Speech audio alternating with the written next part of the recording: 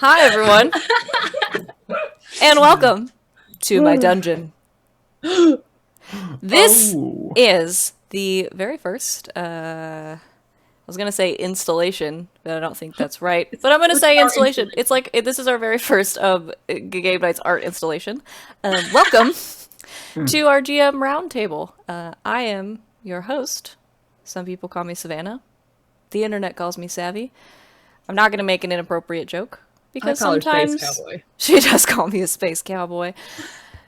Because sometimes families watch this show, so I'm going to keep it clean. Welcome, everyone. Thanks for hanging out with us. I'm going to be running this little show, and I think it's going to be a lot of fun. Tonight, I'm going to sit down at our proverbial game table here on the internets with the Game Masters, Dungeon Masters, and Masters of Ceremonies of all of our wonderful games here on the channel, and ask them questions and let you guys ask some questions in the chat, and we're going to have a lot of fun. But before we do that, a couple of announcements. I have to go to my announcements page. This is hard. How do you guys talk and look at notes at the same time? That's going to be my first question, but wait until after announcements. This Saturday, we have another installment of Survivors Complex, Saturday, 5:30 p.m. Eastern Time. Join us for the next episode in our adventure, one of our D&D adventures, and then on Monday at 8 p.m. Eastern, it is a Wild Space week. We are back with another episode of Wild Space in which we all might die, if you've been following Ryan on the Twitters. So tune in for those. It's going to be a great time, and we'll have more stuff probably happening throughout the week. So watch our Twitter for those announcements. Giveaways! We just finished up our YouTube dice giveaway. It was awesome. We're getting those dice shipped out to our awesome winner ASAP. Thank you everyone for participating in that.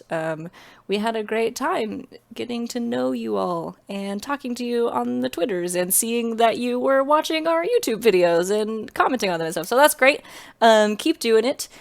We, speaking of YouTube, are currently at 82 YouTube subscribers, which is very, very close to the 100 YouTube subscribers we need to get a custom URL. So as you can see over here next to my face, right there, and on this side, are our social medias right here on Twitch, twitch.tv/GameKnights, our Twitter, @GGameKnights, and our little YouTube link, which is just a bit.ly right now. But you could help make it youtube.com/GGameKnights if you subscribe to our channel, and get all your friends to subscribe to our channel. So we're getting close to 100.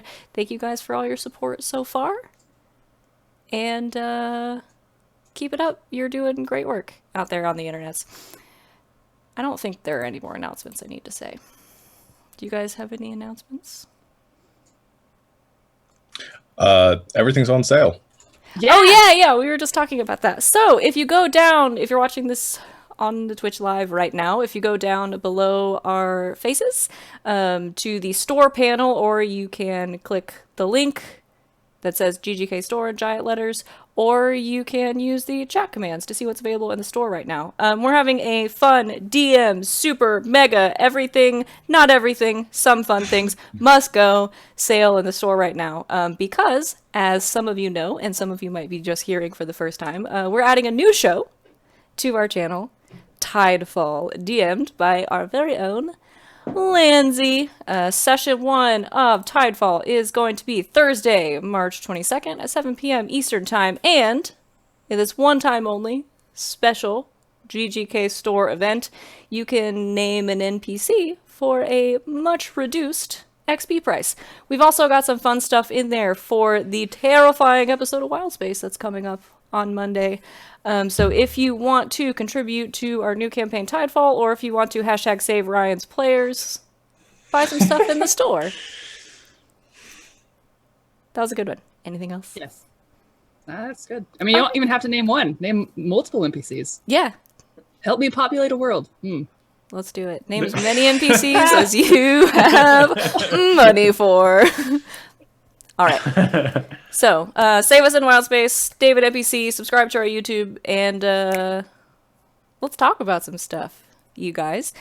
So, I've introduced myself 40 times already, but I'm going to have you guys introduce yourselves, and I guess just say who you are and what games you GM and what you did over your summer vacation. You don't have to say that last one, but we'll start with Ryan because he's first on my screen. Ryan. All right. Hello. I am a DM of sorts on the game Wild Space, which is on this channel. It's currently the only game I'm running, and it is a blast in 3/4. I don't know. Should I add more? Or should I leave it there? And we can get into deeper stuff later. It's up to you.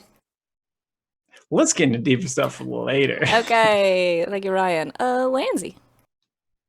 Hi, I'm Lindsay. I'm gonna start DMing soon, as you just heard. So I'm so happy to be here with my friends who DM me through such good games. I have DM'd IRL for many moons, almost a year now. So hopefully I have some stuff to add to what these guys have to say. Is it me now? It's you. You're last.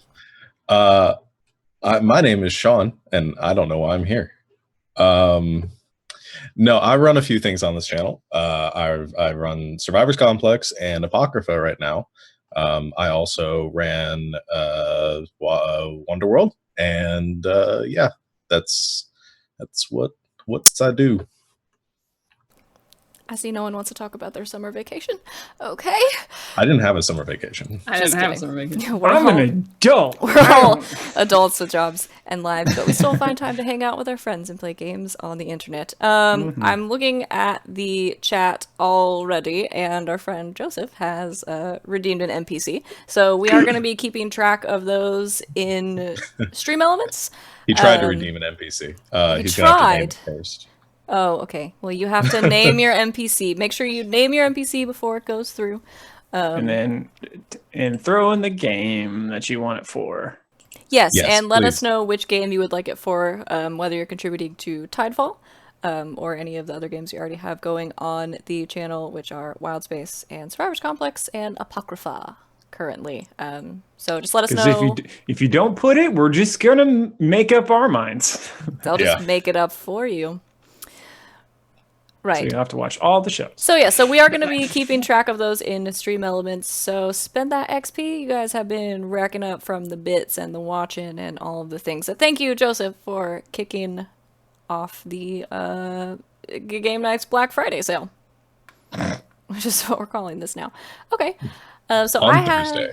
on a Thursday. Well, you know, Black Friday starts on like Thursday afternoon now. There we go. Alrighty, so I have a list of topics that we have sort of culled from you guys and the rest of the Game Nights crew and from other sources, followers, and things like that. So I have a list, and I'm going to ask you things that I think are interesting and that other people think are interesting too. You guys can answer these in whatever person order you want. We don't have to go in the same order that I just made you introduce yourselves. And obviously you could talk to each other and ask each other questions and stuff like that. So where I would like to start, I think, is something that's a little bit... we'll start off with some easy stuff. So maybe more like mechanical things that have terms and things you can use to them, and then maybe get into a little bit more of the complicated stuff later on if you guys still want to talk. So I want to start with... First of all, we'll start with this. Tabletop RPGs is generally what we're going to be talking about today. You guys are a lot of things. You're game masters, you're dungeon masters, you're masters of ceremonies. What tabletop games have you run before, or are you currently in the process of running? I have only run D&D 5e. I have only run D&D 5e. Great, easy peasy. It. Sean. Damn it. I've only run D&D. No, I've run a few things. I'm currently running D&D, and I'm running Powered by the Apocalypse, specifically Apocalypse World. I've run that a few times. I've run Fantasy Age. I've run, I think specifically the what was the one Will Wheaton did? I forgot the name of it. Samantha. Titan's Grave. Titan's Grave. Yeah, I ran that. I've run the Dragon Age RPG. I've run the Cypher system. I've run a couple others. I can't remember all of them off the top of my head, but mostly I don't have a lot of experience DMing. It's only been like 3 years, but I've run a lot of different things. So what's the Dragon Age RPG fun? Is it fun? Is it great? Is it like the video games? It has its ups and downs. If you'll like it, if you really like the Dragon Age video games, and if you like the world and the lore, the system itself is a little unbalanced. I have some the Fantasy Age system is great. I like a lot of parts of it, but combat is like can be a cluster if people really try to power game. If you play as a mage, can you just turn into a demon and your character dies? Is there like a percentile? Really? Okay. Well, that's cool. it's if you, I think you have to roll for like fade exposure. If you end up in the fade, you can get corrupted and stuff like that. Again, it's been a long time since I've run it, but yeah, the biggest thing is that melee fighters are just so powerful. It's like really, yeah. Interesting. I would not have expected that. Yeah, I know, especially from Dragon Age games, because they are not that great. They're not. In the games. They're not, and they made up for it in the tabletop. Interesting. Okay. Yeah, Huh. I had some players doing just crazy amounts of damage in that game. It was nuts. But yeah, I recommend you'd like it. It's cool. Very cool. You know, I think Or let me pivot the question a slight little bit, because like, have you? This is basically for Lindsay and I, because it's clear for Sean. But have you read other systems other than D&D? Like you looked at other source books and like tried to learn another system, like with the intention to maybe GM or just learn from another system? I think I have. I don't really remember the names. I know I've read Apocalypse World pretty heavily because I was playing in it and I like to know all of the things. I've read a little bit about Fate, I think. And that's only because I bought actual like a Fate die, like one with the plus, the minus, and the blank, because I actually use that in my DMing. And just a bunch of stuff. Like I just troll the internet. I'm like, tell me how you do things, and then I glean things that I like and I steal them. Yeah. Well, no, I'll hold off on that. For just to answer your question myself. Yeah, same. I think I've read a bit about Stars Without Number, and gosh, what was the name of the other one? I can't think of it. Geez Louise, there's one more. Oh, I bought this random like RPG where like you play as like a demon hunting girl in high school or something like that. It's like based on like anime. It's like it has some very interesting name, but like the part of the mechanics are like maintaining your popularity in the school as far, and like also like fighting demons and stuff, which I was very interested in running a game of that. But I would play in that game. I know, right? Yeah. There's another. I just remembered another one that I think you guys would like a lot, and I want to run someday on the channel. Yes. Sorry, real quick. Flamebait. Yes, Eclipse Phase. I should have typed that instead of interrupting you. I will do that from now on. So rude. No, I'm done. I'm done. I'm out. You're fired. Inspectors was one that a friend of mine turned me on to, and we've run a couple of times, which is it's like a Ghostbusters style 2d6 system game, kind of like Apocalypse World, but super like narrative heavy as far as player narrative. They actually don't even need a GM in the game, pretty It's much. Very improv heavy game if you like that kind of thing. So kind of like a mystery dinner, but in tabletop role kind of, yeah. Because I love mystery dinners, by the way. Yeah. You could describe it that way. Well, that is a great transition for me to ask my first question, which is brought to us by one of you. I don't remember which one. Which is about making a system your own, which I really like, and I think, especially because I know a couple of you have done some homebrewing and some stealing from systems in your time. I would like it if you guys would talk a little bit about house rules and homebrewing, and also importing rules from other systems. So if there are house rules that you use in your games, we would love to hear about them. Importing rules from other systems into your games. And then those of you that have homebrewed things or have house ruled things, if you have any advice for other people out there who might want to do it, what are some good places to start? And what are some good ways not only to create those, but also to implement those with players?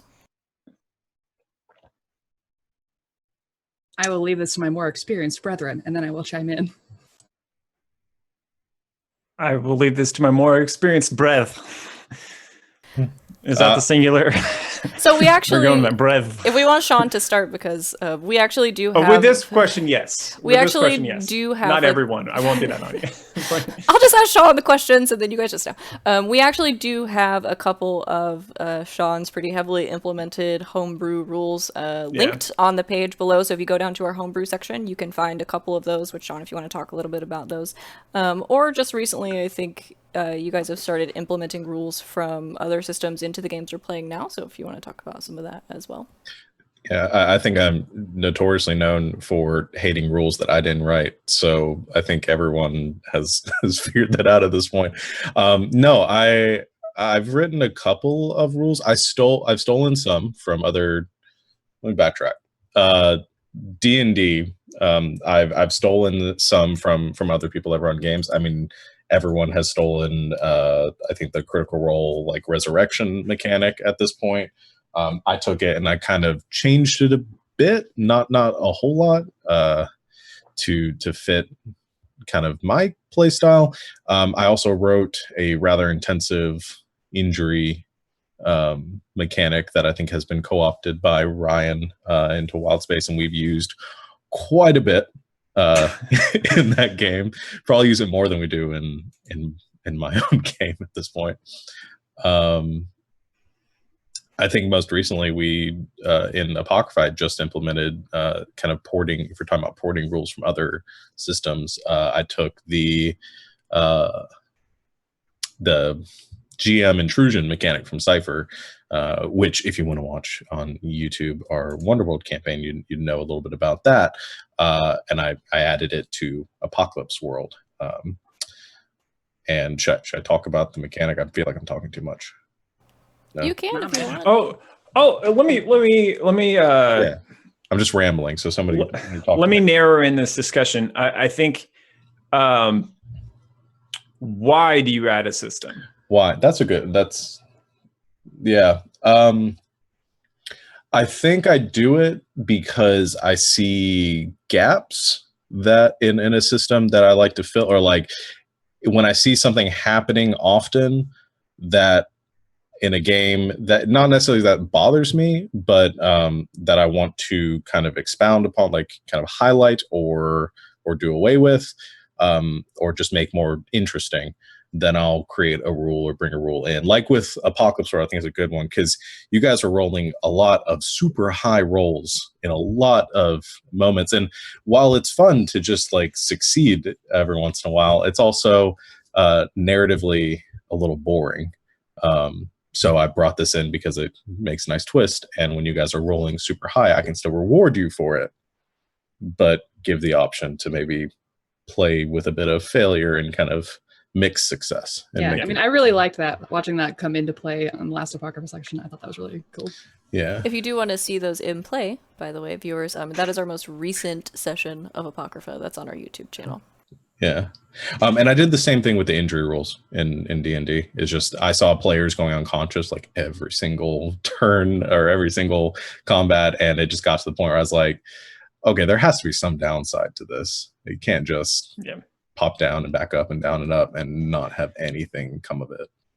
Yeah. I mean, as far as... Oh, go ahead. No. Okay, well, I haven't actually included anything from other systems as far as I know. I think sometimes I do stuff sort of from 4th edition, 3rd edition, 3rd and a half edition D&D, just because like I'll go back and see how like monsters were created back then, because they were much more complex. They had much more abilities and other stuff like that I find really interesting. I just kind of want to shake things up for my players who are more experienced at the game than I am. And I did mention that I use the Fate die in my DMing. And that's not because I don't think I even use it right according to the Fate system. I just liked the idea of kind of essentially flipping a coin. So like when my players surprise me with stuff, like something I didn't think about, and they're like, I'm going to do this. Like what happens? Like, does it work? Instead of rolling a D20 and being like, if it's under 12, it happens. Like I'd rather just roll the die plus something good happens, minus something bad happens. If it rolls on the blank, then I just get to decide what's interesting or fun. Like I have to improv something. And it's been really, really helpful. Like it helps me improv better as a DM. And that's pretty much when I steal things and include them in my game, is it's to help me basically have an easier time on my end. Like purely selfish reasons. Yeah, exactly. Yeah, I think the reasons Sean mentioned about the injuries, that's why I wanted to bring that in, because like going down felt like my experience as a player going down, I'm like, man, I'll get up. It'll be fine. And that kind of makes it so there's still hopefully engenders a sort of self-preservation instinct in players. Like other things that I've tried to include in my games that hasn't, it's some mixed results. Like in my game, because it's still pretty new, or feels really new, I'm kind of just experimenting a lot of things and trying to see what takes and what doesn't. I try to use some like travel mechanics that are found in Star Wars number, and like to try to make it feel more like like Oregon Trail in a way. But I don't think those are working that great, so I'm probably going to ditch those. I tried to add like a bond system from Dungeon World, and I didn't know how to really incorporate that. I don't think I totally understood it, but now that I've played Apocalypse World, which Dungeon World is a hack of, I think I understand what bonds are a little bit better. They're hex. It's just framed a little bit differently. So I feel like I could possibly bring that into D&D and to solve the problem of, well, not really the problem, but to encourage players to interact with each other. Like I want the players to I want to have think about, all right, when I go in there, I really want to, I've got this thing that I've got going with this other character. I want to just further that plot thread just for one scene. And so they could, to reward that part of I can get some XP for it, but also to push the narrative forward. So those are the things that I'm trying to incorporate, and those are kind of the reasons for them. But yeah, I think I have a question kind of going off of that, or a thought going off that, is because I think it's interesting they bring up the encouraging us to interact with each other, because I like the idea of having the rewards as of having a mechanic behind interacting with each other. But I love our Wild Space group because I feel like you don't really even have to encourage. All we do is interact with each other. It feels like that's true. It would still be nice maybe to have reasons to interact with everyone and not just the same people all the time. Yeah. But I've always, and I feel this in Survivor's Complex a lot, where I have trouble getting them to interact with NPCs more than anything else, interact with the world on a more meaningful level. Sure. I think is what is the greatest challenge that I think I've had with players that are very into forging the bonds amongst themselves. Yeah. Yep. Yeah, there's a question. That's a big question. How do you get players to interact with the world? Some tips that I've read, and I think I've tried in my IRL game, is basically when they start talking to each other, have an NPC over here and interject. It's something that I've tried to do. If they're in a tavern talking about things, I've had a barkeep come up. Morgan probably tested this. I had this really kind of chatty barkeep who was just what? I try to give them advice about stuff that may or may not have been true, trying to sell them things, and then they'd have to interact with trying to use the NPC, that sort of thing. Basically, obnoxious is my solution. Yeah, I think the thing that I've done that I think has worked the best is. And I think this comes from Dungeon World, or it might come from Apocalypse World or something. I don't know. Is I just let the players tell me who's in the scene. You tell me who the characters are, or the NPCs wandering around, and that kind of gives the players already a little bit of investment in the people wandering around. Yeah. And if I had a Noodle Girl Uber driver and I just came up with that on my own, I can't imagine that anything would have happened from that. But that being described by the players, I think. First off, it gives me something to bounce off of, and because it's fresh to me, I usually have better ideas than if I thought of it myself. So that's how we got Tractor Man. That's how we got Tractor Man. Yes, that was so good. Van Morrison. Yeah. gosh. Oh, Yeah. I was gonna say something. What was I gonna say? Oh, so kind of what we were talking about reminded me of this thing that I literally just heard from Adam Coble, I think the guy who wrote Dungeon World. And he was saying what he does with his players is he kind of checks up with them and is like, hey, what are your goals? Like, what do you want to do next session? And then he uses that as like a flag of like, oh, if they want to investigate this NPC, then he knows that he needs to bring them in like more close so that they can interact with them. And that also is like, it'll help with interpersonal stuff because then he can try and like make that happen. And I'm like, that's a good idea. I might do that. Yeah, I definitely like those are really good suggestions for, because I try to do a little bit of that sometimes too with the I definitely, Lindsay, what you were saying about the bringing NPCs into the conversation when they're make their IRL talk in game. I haven't ever tried and I remember you doing this in our game, Ryan, with just making players tell the story. I haven't ever done that with D&D. I've done that with other systems, but that's probably something I should give a shot at some point. I personally like it because it really gels with my personal skill set. There's some things that I'm good at, some things that I'm not, and I think one thing that where I do okay at is like when someone throws something just out, I can bounce off of it. That's fun, and also it's also fun for me. So I think it really does help DMing because there's like, you want your players to be invested in their character and be invested in the other player characters, but then it's really hard to run them in a world that they're not investing in. Yeah. That's my comment. That's all I had. Yeah. It also really helps when I found when your PCs just give them really useful information. Then next time they're like, hey, maybe we should go talk to the bartender instead of standing around for half an hour trying to figure out all this on our own. Yeah. Talk and engage with the world around you, and there might be rewards to it. Gosh, this is a corollary to that. It's so funny when you give players the options to basically when you tell us like, oh, they're like, do I know this? And I say like, do you? Everyone pauses. So far without fail, like, am I allowed to say I do? Because I really want to know. It's like, it's basically, and at this point, I feel like, unless someone has a very strong character reason to say no, like it's always going to be yes. But that moves it forward, and it feels, I don't know, it feels more. I feel like when the players are making a decision, sometimes they are uncomfortable because they think that they're metagaming. But I think it's like totally fine to like say, oh yeah, I think I would know about this. Yeah. And so in our groups, I haven't really had an issue where like that seems really thin and that's not really working there. Like our group is pretty honest with their own character backgrounds that they don't like take huge leaps, I don't think.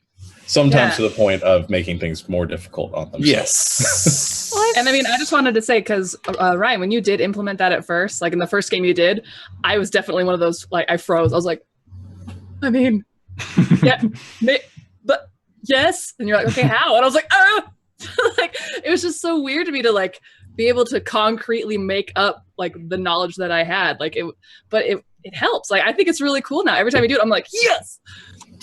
Yeah. And I mean, because the player always asks because they think that they would know.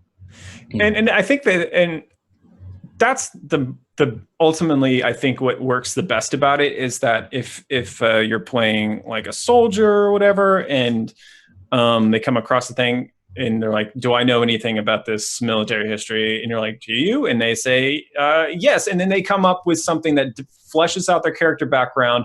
Like, I had to answer this on a test and I failed the first time, but then, I had to tutor with somebody, and, like they come up with some, like players will do this. They'll just come up with reasons to make sense of why they would know it. And their character becomes more of a real thing from that. And it's just an exercise. And it's I find with very tight constrictions of like, this is what we're talking about. Like if you ask a question to your player, like what was the first baked good you ever ate? Like, I feel like people can come up with something rather than like, here's a blank page and an infinite possibilities. What's your backstory? I feel like it helps to bring that out of players faster anyway. Mm-hmm. Let's talk some more about, since you guys have mentioned it a couple of times and I was going to bring it up anyway, the meta. one of the two most hated words in tabletop RPGs, right? And the other one is railroading, and we'll talk about railroading too, because I love. Meta knowledge, metagaming, meta, as some people would say. People have a lot of really strong feelings about metagaming, I have found, and there's a couple of different things, and you guys can talk about whichever facets of this you want. There is players knowing things their characters don't, and how strict you are about those things coming out in game. And then another facet of that, which I think Ryan brought up when we were getting ready for this, is as a DM, how do you feel about letting players in on things their characters don't know? Have you done it? Would you do it? And I would also like to know why you guys think everyone treats the meta as such a terrible, horrible, bad word that you should never say or indulge in any way. So, I mean, I feel like meta is essentially like cheat codes, but for like TTRPG. It's like, it's literally, you're trying to build this realistic world and someone's like, oh yeah, I know all about Medusas. And you're like, but no? Like, it just, I feel like the big buzzword about it is that it like negates risk. Cause like then the PCs like know all of their strategies beforehand, which may not necessarily be a bad thing, but like it feels like it might be because you're trying to make this dangerous, but then if they already know all the dangers, it's not a surprise. But yeah, that's my that's a danger, and I think that's also probably one of the major reasons why I tend to not use monsters straight out of the book. I tend to tweak things, and so far I've tried to hang a lantern on that, and so like players know not to expect that this thing that, let's say Medusa, that is like a pirate king, like that she won't act exactly like a traditional Medusa, but you know there's going to be some thematic similarities.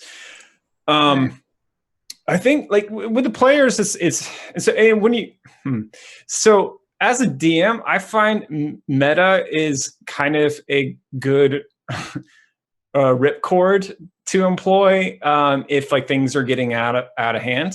That I've had to do a couple times, and I will explain. So I ran a short-term campaign about a year and a half ago, something like that, and it was sort of the players were investigating and they were chasing a lead, and it kind of led them to another place. That led them to another place, and I saw all this mapped out. And they went from point like 1 to 5, like 1, 2, 3, 4. They're almost at 5, but the players all felt like they were getting nowhere because they didn't see that progression. They didn't see where they were going. So they felt it got, I think, maybe 5 sessions in, there was like a level of frustration that was started to build because players felt like they were treading water. So I just told them like, hey, you're about 75% done. You're almost there. Like literally, you're at the lead. You're almost at the end.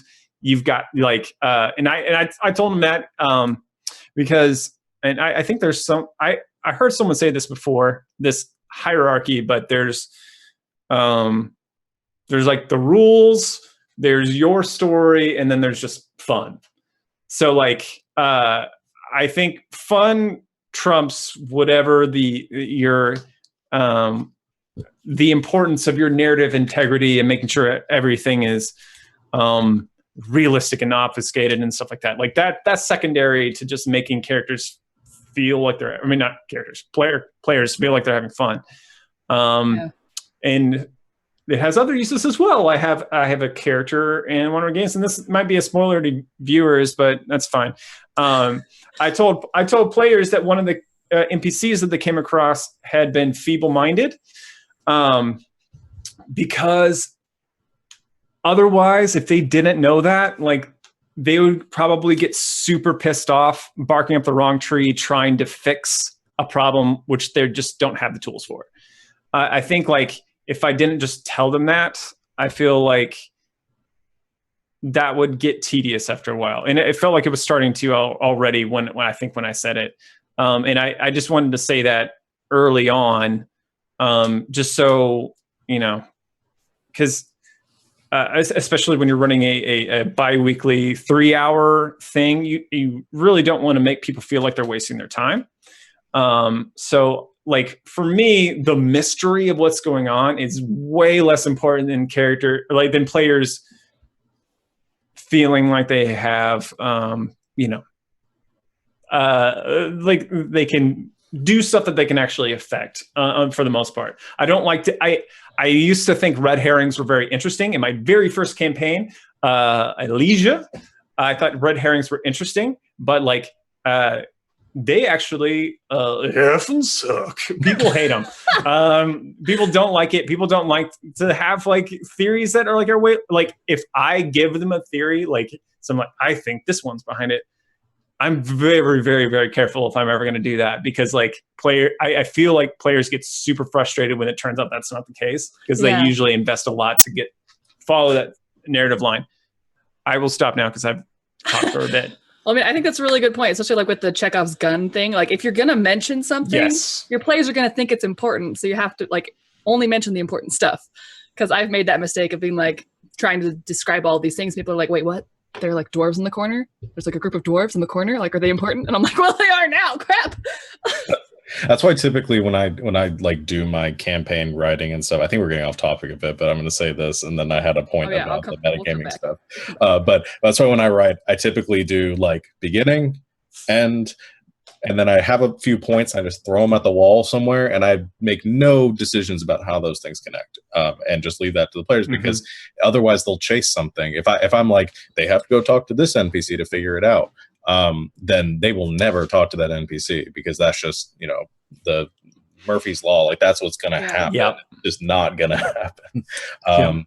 But as far as the meta thing, back to the original topic, is that I think typically as DMs and most of the way that PC people run games is that they have like two ways of dealing with metagaming, and they either feel like they have to outsmart their players at all times and like never throw in anything anyone would have guessed before, or they have to do like this just blacklist, like ban on metagaming, and that if you are caught, I'm gonna punish you like rocks fall.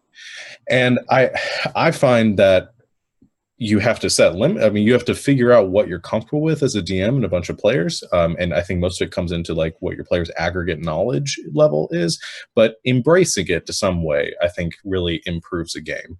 Knowing that, I think I've seen. I think Savannah and I were just talking about this a couple weeks ago, watching a game where somebody made their characters roll to figure out if they knew what werewolves were. Or if they knew like werewolves were weak to. And I'm like, that's so dumb. Everyone knows what a werewolf is. Everyone knows what a werewolf is weak to. And so, I mean, if it's so common knowledge in our world that somebody, that werewolves are weak to silver and that they transform and that they could be real, like stuff like that, I'm not going to make them roll for it. Cause that's just making them have to sit there and be like, okay, I know this. My player, like that goes so far above and beyond.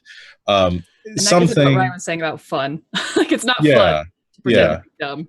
Some things, obviously, like if I know one player is like way more experienced than the rest, and no matter what monster I throw at them, they're gonna know like how to beat it, or they're gonna know what it does and what it's weak to and stuff.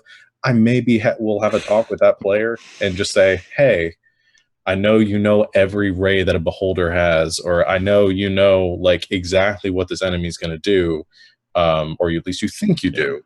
I don't want to change anything, so just think about that a bit, and let's talk about how that's going to affect the game. Right. And if they don't respect that, and if they do it anyway, then they're probably not going to be welcome at your table in the long run. So, I mean, I did want to bring up another definition of meta. I think the more hated version, because I feel like people can be good about being like, I know this, my character doesn't, but the other meta is like a character trying to be involved in stuff that other characters are doing that they're not involved in. Yeah. Am I there? Like, did I see that? Like, do I know that this is happening? Like, or I cast this on them. Like I send message to say this, like, you don't know what's happening. Yeah. And to combat that, it's pretty much just fair, but firm of like, no, you're not there. Yeah. This is what you know. I'm pretty lucky. I haven't really dealt with that in the current group at all. Oh yeah, me neither. I've just seen it on the internet. But I have seen that a lot.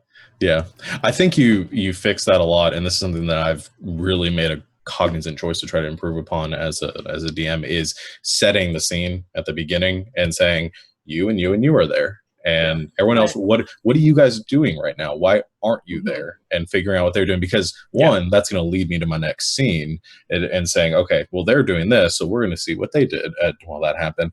Also saying, there's no way you would be here right now. Yeah, I mean, I've been DM'd in those situations where I wanted to be involved, but then I was like, oh no, I previously said I'm making armor in the basement, so there's no way that I could know this is happening.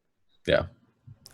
And while we're talking about the meta, I do want to address this question that came up in the Twitch chat, because I think it's interesting. As for us as a group of people who know each other outside of the game table and talk to each other on a regular basis and have known each other for a while at this point, Kyle in the chat mentioned, how do you as a DM deal with players that you've known for years, that know things about you, or that know... Hi, kitty.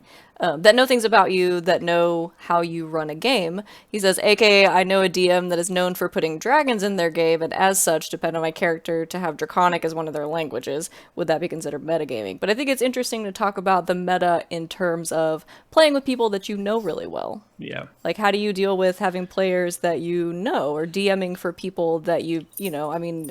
Sean has been, full disclosure, Sean has been DMing for me for his entire 3 years of DMing. And so there's something to be said, I think, for talking about how do you DM for people that you know really well and that maybe you can predict what they're going to do, or you know how they're going to do things. Have your dragons be halfling. Well, there you go. That's the best DM advice on the internet. I think we're done for the night, you guys.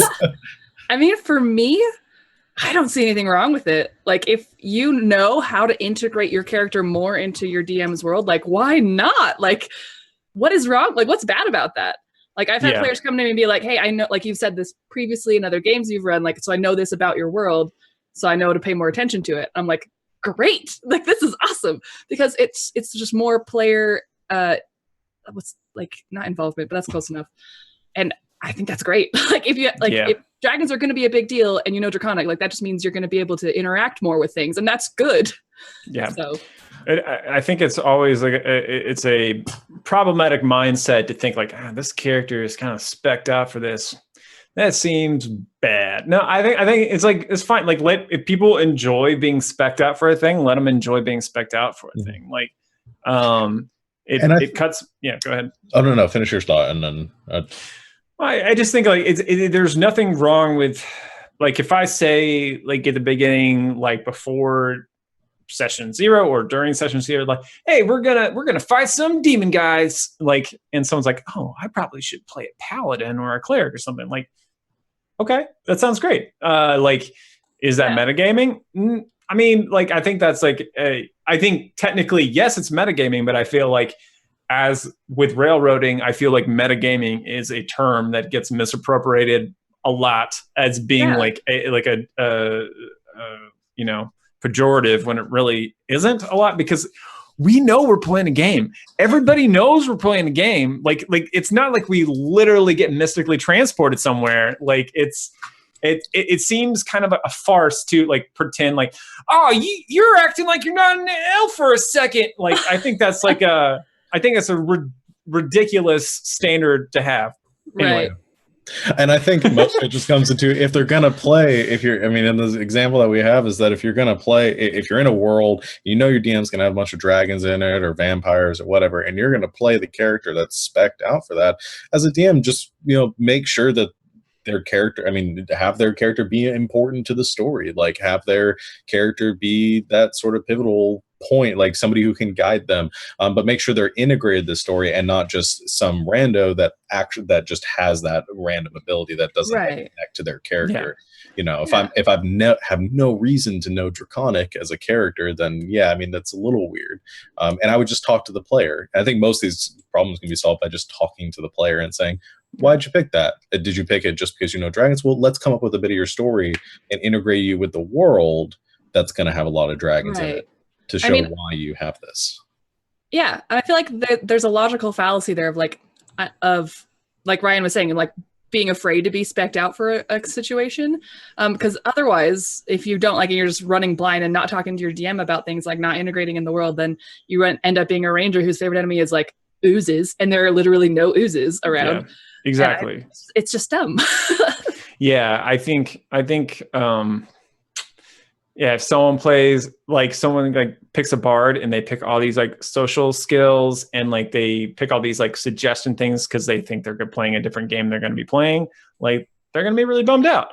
Yeah. But like, which is kind of like related to the point we're talking about, but just like, it's fine to let people like build characters based on the campaign they think they're going to be playing in. Yeah. I mean, we're all here to like tell a cool story, and like players play to like be heroic and have cool moments. Yeah.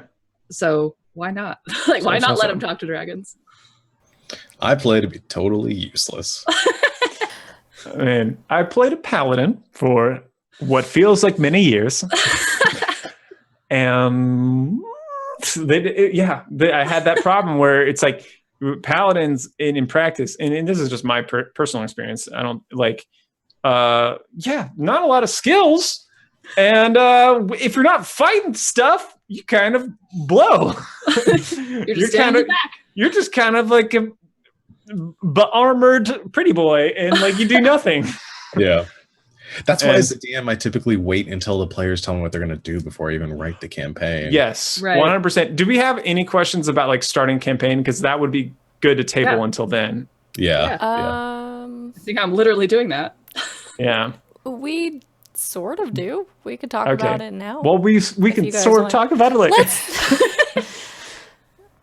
We've been on the meta thing for a while. We could probably switch. Yeah, I was gonna say I actually have something. We got it. I have something a little more crunchy that I personally am really interested in, and I know a couple people in our group were really interested in hearing you guys talk about too, and that is building encounters and enemies. So we've talked a lot about how you interact with your players and making things fun for your players. So let's talk about things that are fun for you guys, which is monsters. It is pretty fun. It's pretty fun. So encounter balancing and enemy design. I think what I think a lot of people might be interested in hearing from you guys is mostly tips and advice. This is kind of like a GM tips thing, but are there any tools for encounter building that you use that you find are really helpful, or any strategies if you don't use the internet for those things? Any advice for creating your own monsters, mayhaps, or co-opting monsters from other things and changing them for different encounters? And then, if you have a chance, something that also I've found to be relatively controversial, that I didn't realize was so until recently, since you guys, I think, are most experienced with D&D, which is the challenge rating system. Is it beautiful? Or is it BS? Basically. So if you guys have opinions on the challenge rating system, I would love to hear them. But encounter building and monsters and things like that, and where do you guys start with those? And are there any tools or tool sets or sets of advice that you find particularly helpful for building things to fight? I mean, as with all homebrew, I think just start with the canon. Like, if you're like, man, I wish I had a monster who X, like, go find a monster in the canon who sort of does X and then reflavor it. Or be like, man, I wish I had, like, I'm trying to think, like Critical Role, like he invented like a chain golem. And so he like kind of took abilities from like the chain devil and an iron golem and like added some things to make what he wanted. Balancing, I don't really concern myself with, because basically I feel like my job as the DM is to present a problem, and then the players will offer a solution, and then I just make sure that's like, and I just work with that solution. Does that make sense? So I'm not like trying to balance an encounter necessarily. Like I'm not going to put them up against like an ancient red dragon or something stupid. But I put something that seems like sensible, like if it's dangerous. I mean, literally, this is advice Ryan told me once. Like, if it's spicy, let your players know it's spicy. And that's pretty much all I do. That seems like a method that I've heard from other DMs on the internet and such that I've talked to, of presenting encounters as less just like a hack and slash battle and more of a puzzle, which I think is interesting. So encounters as a thing to be solved in your games as well, I think is interesting to talk about. Yeah. What was the question? Just encounters in general? Just Just in general, yeah. just So counter design are and there CR. any tools that you guys use specifically Kobold for? Fight Club. If you're using stuff straight out of the book, basically set it, make sure it's deadly, but not like too far into deadly. Like, so if you take a few away, it's not deadly anymore. That's a pretty good measure. See, Yeah. I disagree with that. But Sean, you go first. Well, I was gonna say, I think most of it comes into know your players, know your characters. Yeah. If Oh, you yeah. don't know the abilities of the people that are at the table and the characters that are playing, then it's gonna be you might you might have some fights that you weren't expecting to be difficult at all that end up wiping your entire party, or you might have a fight that you really thought was going to be challenging and then they just walk through it. Like when you design a tree that's like takes damage or is susceptible to necrotic energy, not really thinking about the fact that everyone in the party knows how to do necrotic damage, and suddenly that tree does more damage to the other NPCs at the table than it does to the players. I'm not speaking from personal experience here. If you would like to see the encounter Sean is talking about, check out our most recent episodes of Survivors Complex on YouTube. But at the same time, like I love that moment because I was sitting at my desk, much like this, and just agonizing over like, oh, should I give it 10 more HP or like bump its armor class up by 1? No, I'll knock it down by that. I'll give it a little more of this, and just tweaking it so much, and then just purely based on just blind luck, the one of the players throws something at it I wasn't expecting them to do right away. It really worked, and then everyone else just started doing the same thing, which makes total sense. And this encounter that on a page would read deadly or super deadly, max, ultra deadly, suddenly becomes super doable for the players, and they feel very powerful. And I don't want to take that away from them by doing something in the moment, be like, I'm going to take away that vulnerability, or I'm going to give it 1,000 more hit points. I just say, wow, you guys really did well, and I let them just sort of walk all over the thing. But yeah, that's a big one, is knowing your players. Yeah, I agree. I mean, if you know you have a wizard with only a few hit points, probably don't make monsters do it. Like obliterate him. No, do it. No, I mean like obliterate, like turn to ash. Yes, no, literally do it. No, do it. Literally do it. We know Ryan loves to kill players. That's the thing. Yeah, I know. I think like, how do you bounce encounter? Don't do it. Real quickly, I do want to answer a question. DNN Garrett 08. How do you balance a game with first timers and experienced players? That's a great question. I think it depends. Obviously, it's going to depend on the players, because experienced players doesn't necessarily mean one thing. Experienced players have their different preferences. Some of them like to fight tough stuff and like get by the skin of their teeth. Some are a little bit more playful.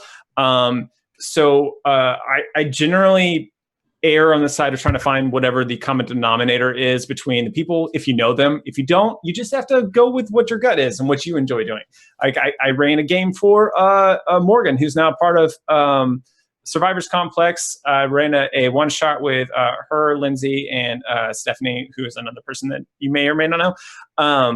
And it was just kind of a silly adventure. There was like some challenge to it, but that was ultimately trivialized by a magic item that I find extremely OP. But I think how you balance it, first off, don't focus on just the combat.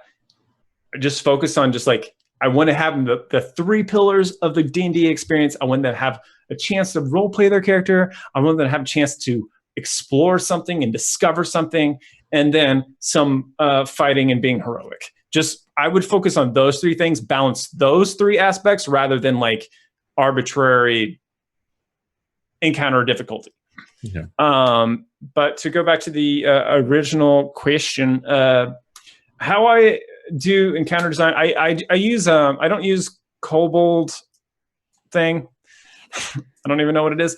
I use another thing that's called what is it? It's just called Dungeons and Dragons 5th Edition Encounter Calculator. I'll put it in chat. It's very raw. You just throw in the party and their level, and then you throw in this like CR or the experience level of things you're going to fight. and and it kind of gives you an idea. I find that deadly encounters are not deadly because of my particular style of I don't do a ton of encounters per day. So I personally don't go by that metric at all. I've found in my personal experience that players can handle deadliness that just for pick an arbitrary number. If it's 5,000 XP would be a deadly encounter for them. I find that they can take care of like 12K or plus. And it's not a problem generally. I mean, I have lost characters along the way, but but only temporarily. And I don't know. I feel like depends on what kind of combat you want to have. I've also had like encounters that were silly easy. Like our Wild Space crew fought a couple insects that was like they just breezed right through it because it wasn't supposed to be challenging. I don't think it was just supposed to like. That in particular encounter is just to flesh out the world and make it like more of like getting the players into the environment rather than like present any real challenge to them. Yeah. And not all encounters have to like threaten the characters' lives. Right. Which is something that historically I haven't really done that. I've really just been focusing on threatening characters' lives. Like in the campaign that I ran for called Demon Seed. Like, so here's what my process was. Like, if their characters were fighting a single monster, I'd say like, okay, what is the highest HP in the party? And if this monster rolls a crit, would it kill them outright? Or is there a possibility of killing them outright? And if it was like, oh, easily, then I would like scale things a little bit. But if it's like if it rolls max rolls and everything, yes, then I'm like, okay, feels about right. So like for just, I'm trying to, I should put that in numbers. So like, let's say the a monster's average roll is 10. You've got a character with 20 HP, like a crit maybe gets them to 20, 25. Like that for a time, that felt like a good balance thing. Cause it like, they don't crit that much, but like, every time like things happen that makes them like worried, like players don't like lots of damage right off the bat.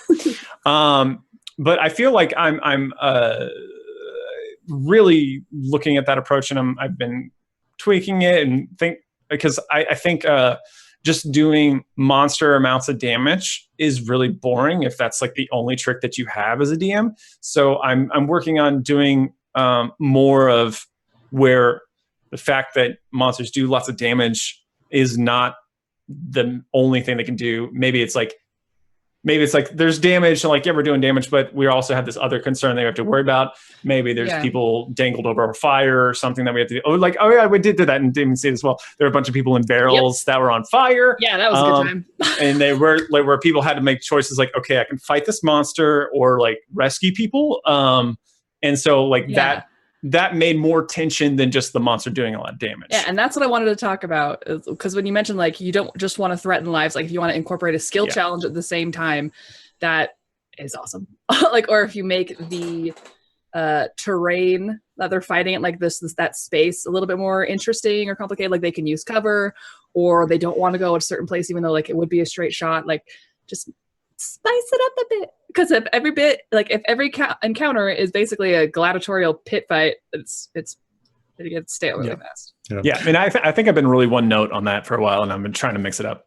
Yeah, but I think on the same, and I was going to say one other thing with it is that this is something that DMs do not that often, that I think is also important to do every now and then, is throw in an encounter that the players can't win. Or throw in a monster that's too powerful. Now, I say that with an addendum, that if you do that, make it very clear to the players, this is where the meta thing comes in, that monster is probably too powerful for them to fight, because the last thing you want is your players trying to fight the ancient dragon at level 5. Because, and again, think about your players. Is there somebody in that party that has, that they are the type that's going to just throw themselves into danger and nobody's going to stop them? Or is the whole party going to do that? But I think that's something different, like varying encounters, easy encounters, hard encounters. And I typically find when I design them, I take the monster that's in the book, And then I compare it against the DMG, where it talks about designing monsters, and I find overwhelmingly that they have underpowered those monsters compared to the stats that that the DMG recommends you give to it, when it recommends that this monster should be doing this much damage around or have this much HP in combat. It typically doesn't have that much, so you can sort of scale and see, all right, it says it's a challenge rating 5. It's probably closer to a challenge rating 3 or a 2 or something. So I can throw in a couple more of those, or something like that. But that's, again, if you're going strictly based on numbers and damage and you're playing in a more like a dungeon crawl sort of thing.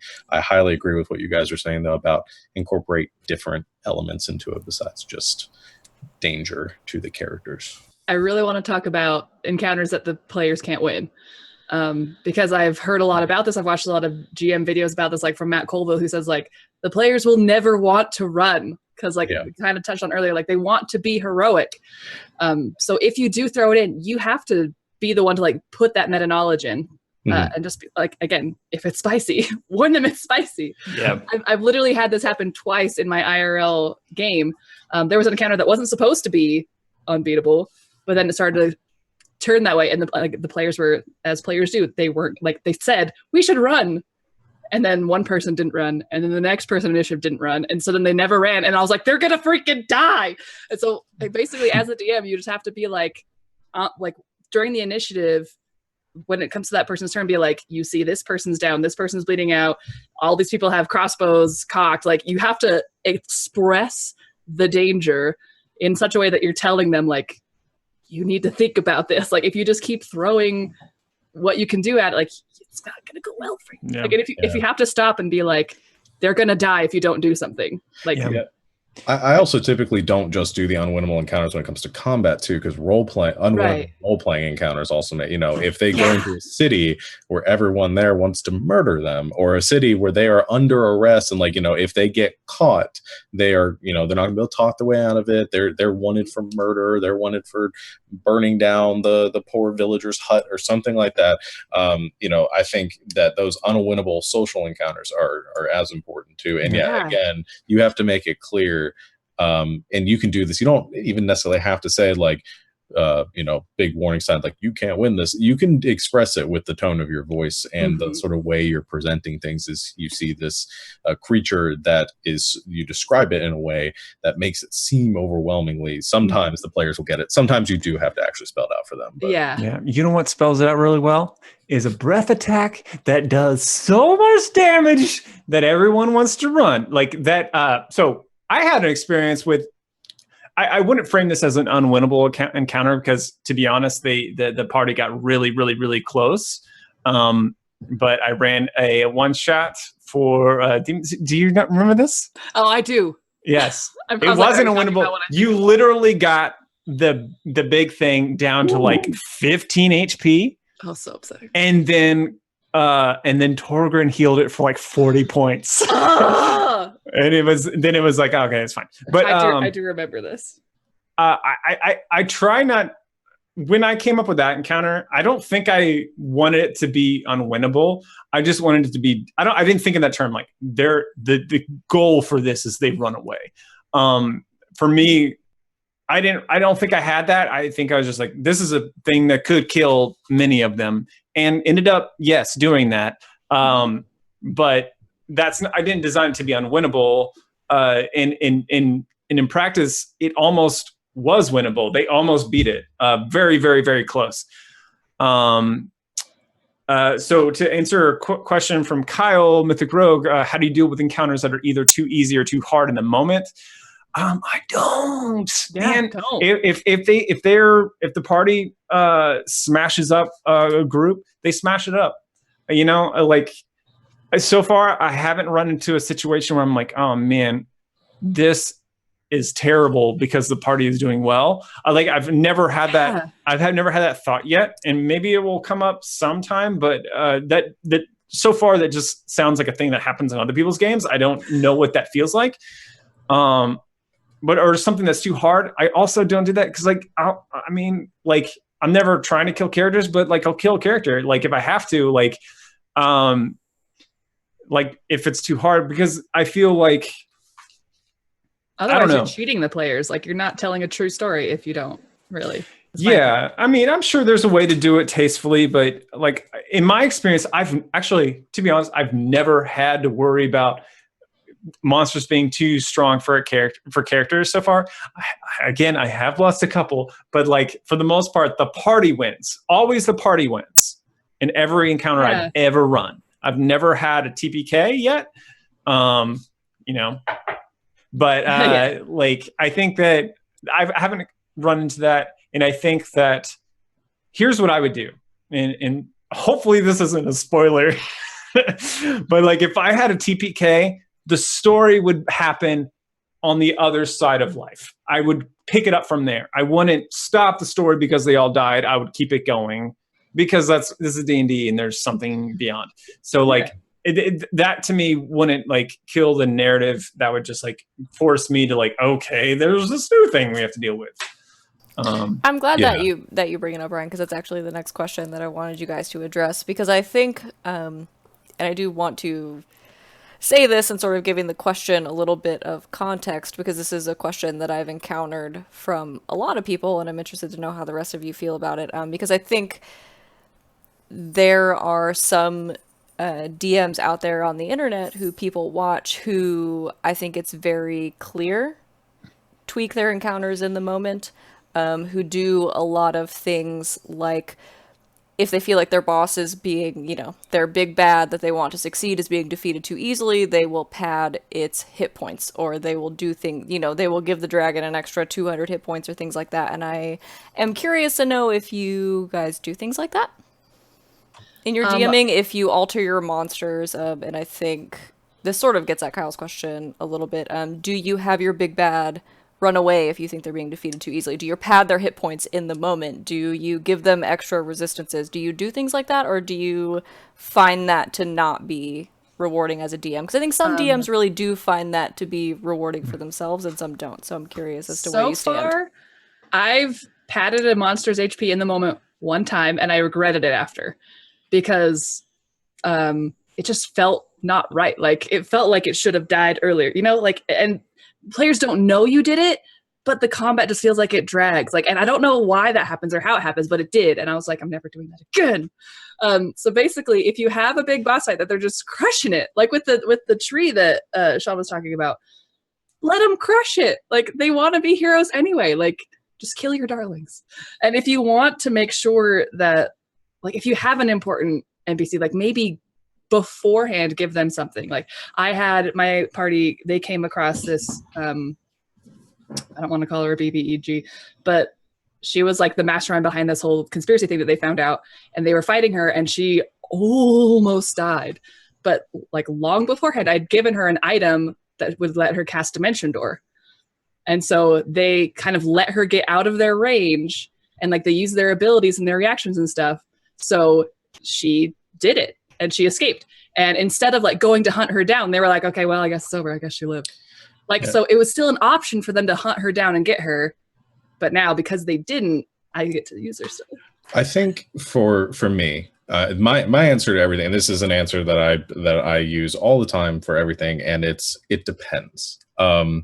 Because I don't like black and white rules when it comes to like, is it good to pad a monster's HP, or is it bad to do this? Is it good to do this? Is it bad to do it? Because it's not ever. I mean, it's whether you came up with that ability for that monster in the moment because you realized it would make the encounter interesting, or you came up with it 3 days before because you thought it'd make the encounter interesting. Mm-hmm.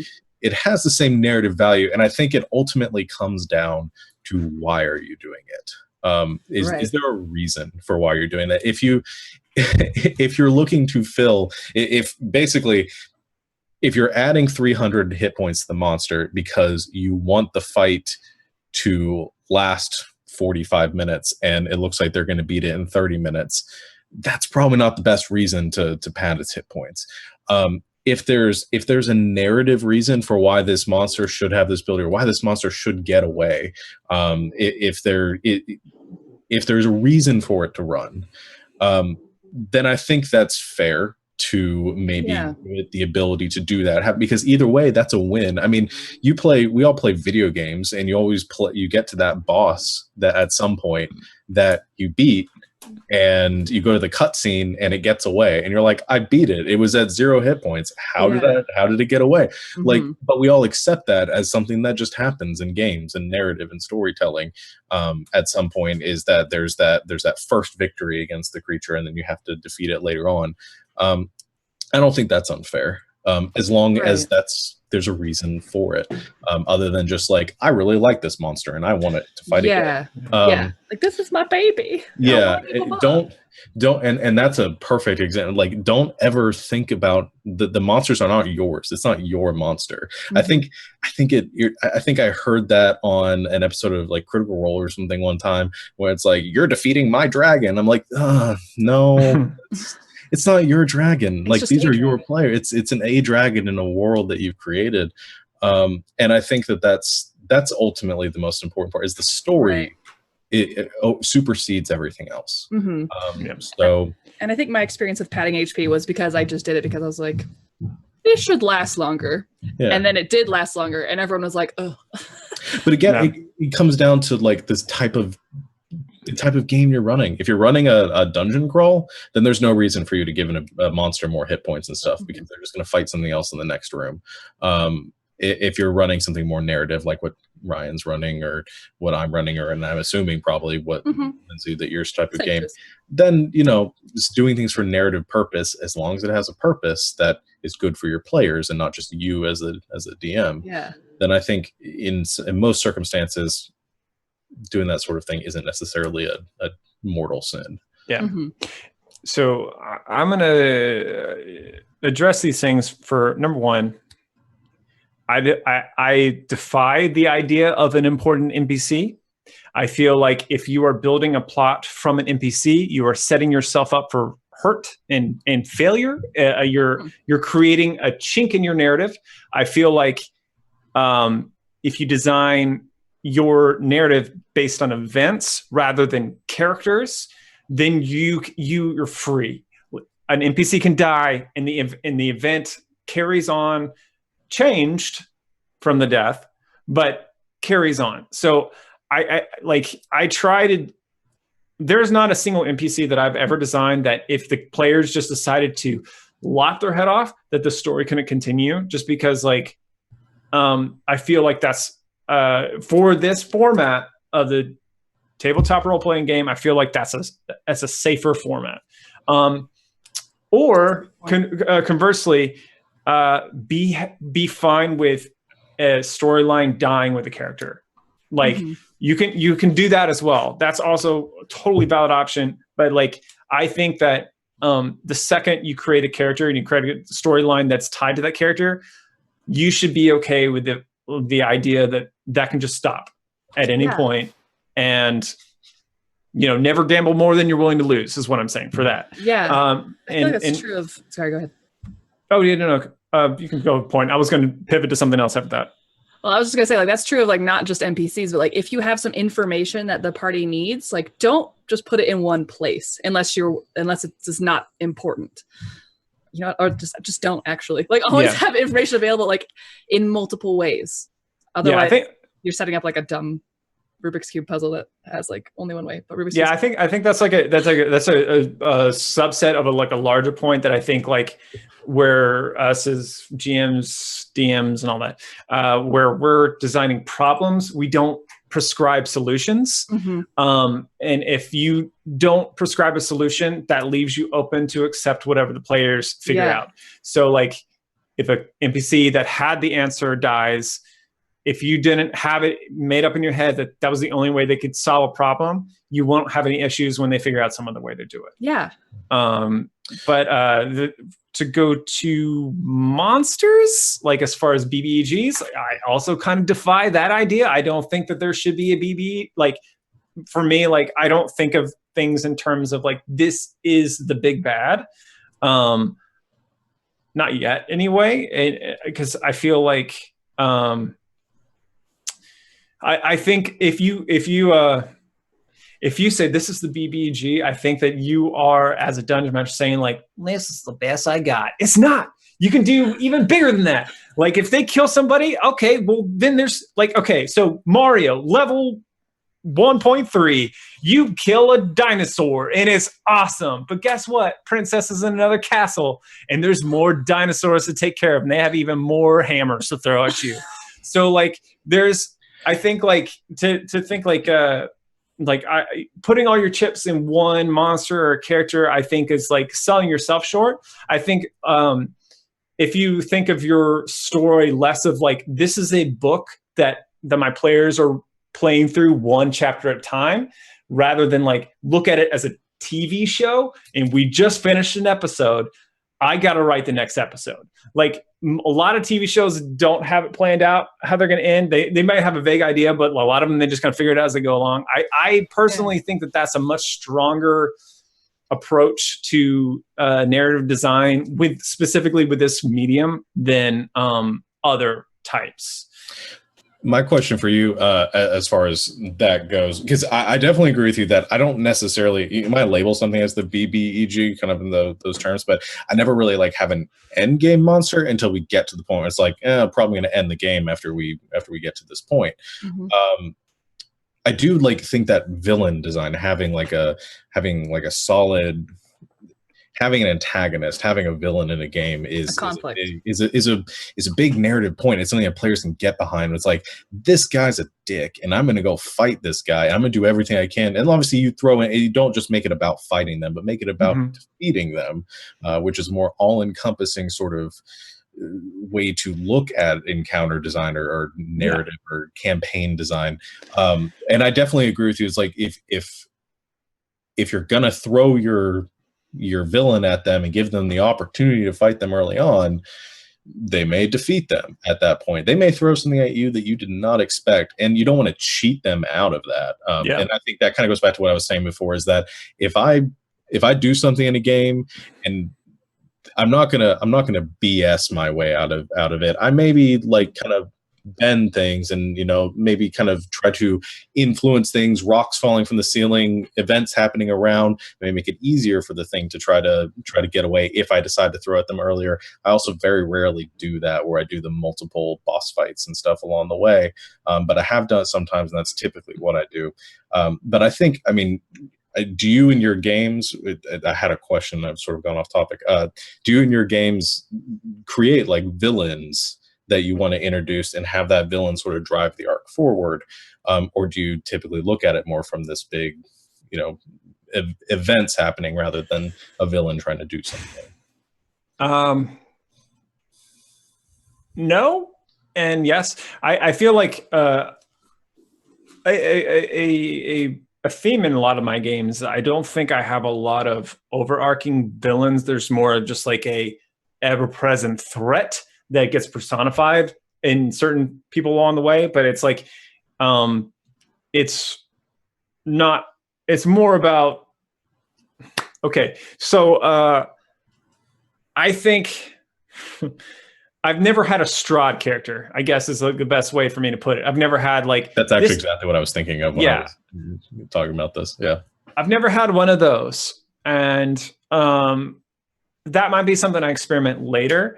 But I right now, I'm kind of focusing more on the what I hope are tighter narrative loops of like mini villains along the way. Like, this is a thing where we're introduced to, and like we're going to take them out in like the next 3 sessions or something like that, and then move on to the next mini loop and getting that kind of rolling. And like there's going to be an overarching threat that everyone is aware of. I don't know that it's going to be personified in a named thing that they're like, oh, I really don't like Darren. But that sort could of like happen. Kind of Darren. The like hunger sort of exactly. Yeah. And in like the hunger and Adventure Zone like ended up having a name at some point, but like was it, I don't remember, John, I don't know. But I liked that because it's like it does put a face to it, and I think that's great, but it's not the game's not about, or it wasn't about we're gonna get John. John's gonna get his comeuppance. It wasn't really about that, but John more, I think, served as a way to, I don't know, I guess give a little bit of interaction to a thing that was in all other scenarios uninteractable. I want to say one real point real quick based on like how do you like change things and increase difficulty. This is way back then. You can do it. I think like Dragon Ball Z, when you have Frieza, it keeps changing forms and gets stronger and stronger. I think that can work. It can work. I would use that super sparingly. Not every arc. You want every arc. Not every arc. Yeah. And there's like, I think Cell did that too. There's a lot of DBZs out there. Like it just got stronger and stronger. Villain in DBZ. After when it got to, that's why I like the drag. I'm not going to get on that. I would talk about this forever. I'm Super Saiyan level, whatever you are, Infinity +1. And so like, I think that can work, but I wouldn't use it more than once in your entire campaign, or at least like not in a big way. I think you can do it. I personally would only do that if I planned it beforehand. I wouldn't probably do that on the fly, but at the same time, like I think DMs should feel empowered to do things on the fly and do that if they come on, oh man, it'd be super cool right now if I did that. And it'll make things exciting and players are going to enjoy it. Think for the players. Don't think from like, if you're thinking from the perspective, like this fight isn't hard enough, man, if only Frieza turned into not a girl in a seat or boy, I don't know what Frieza identifies, but like, I think, make sure your motivations are correct. Yeah. Okay.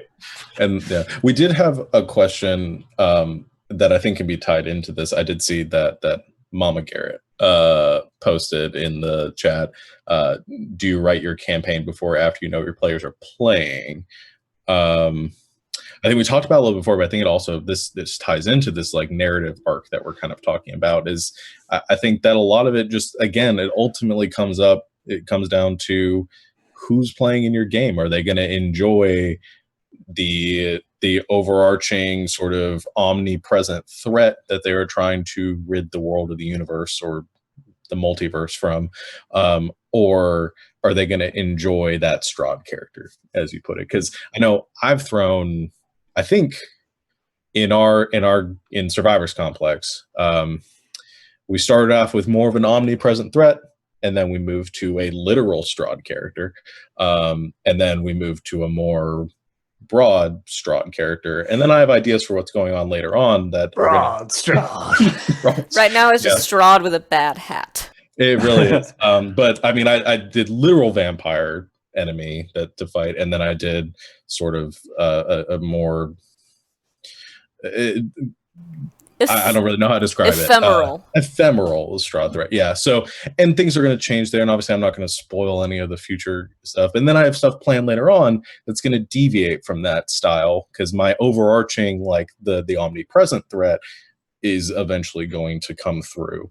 And I think that a good combination of those two is something that's really important. That's kind of what I think. Yes. Saying. And I don't think there's a right or wrong way to do it anyway. I mean, because some people really love Curse of Strahd, and that's all they play for 2 years is the Curse of Strahd campaign book. And it's incredibly fun and engaging as somebody who's played through it as a player. But I can definitely see there being benefits and downsides to both styles. I feel really bad interrupting this because it's really great, and I love hearing all of you guys' insights and stuff. I think this is a really good time for us to take a break and let everyone get some water and take a little voice rest. Over the course of the break, those of you that are watching in chat, if you do have more questions and things that come into your brain, post them in chat. We'll be keeping an eye on it and going through and trying to get to all of them. We might not get to all of them. But post them in there, and if we don't get to them this time, maybe we'll do another one of these and talk about them again. We're going to take a quick break, but post your questions and do some cheers and buy some things in the store, and the more bits, the more NPCs that you name, and the more bits that you cheer, the faster we'll come back and talk about more Dungeon Master stuff. So there's your challenge, Internet. Do with it what you will, but we'll be back in just a very brief few minutes. Cool. And welcome back, everybody. We are back from our break.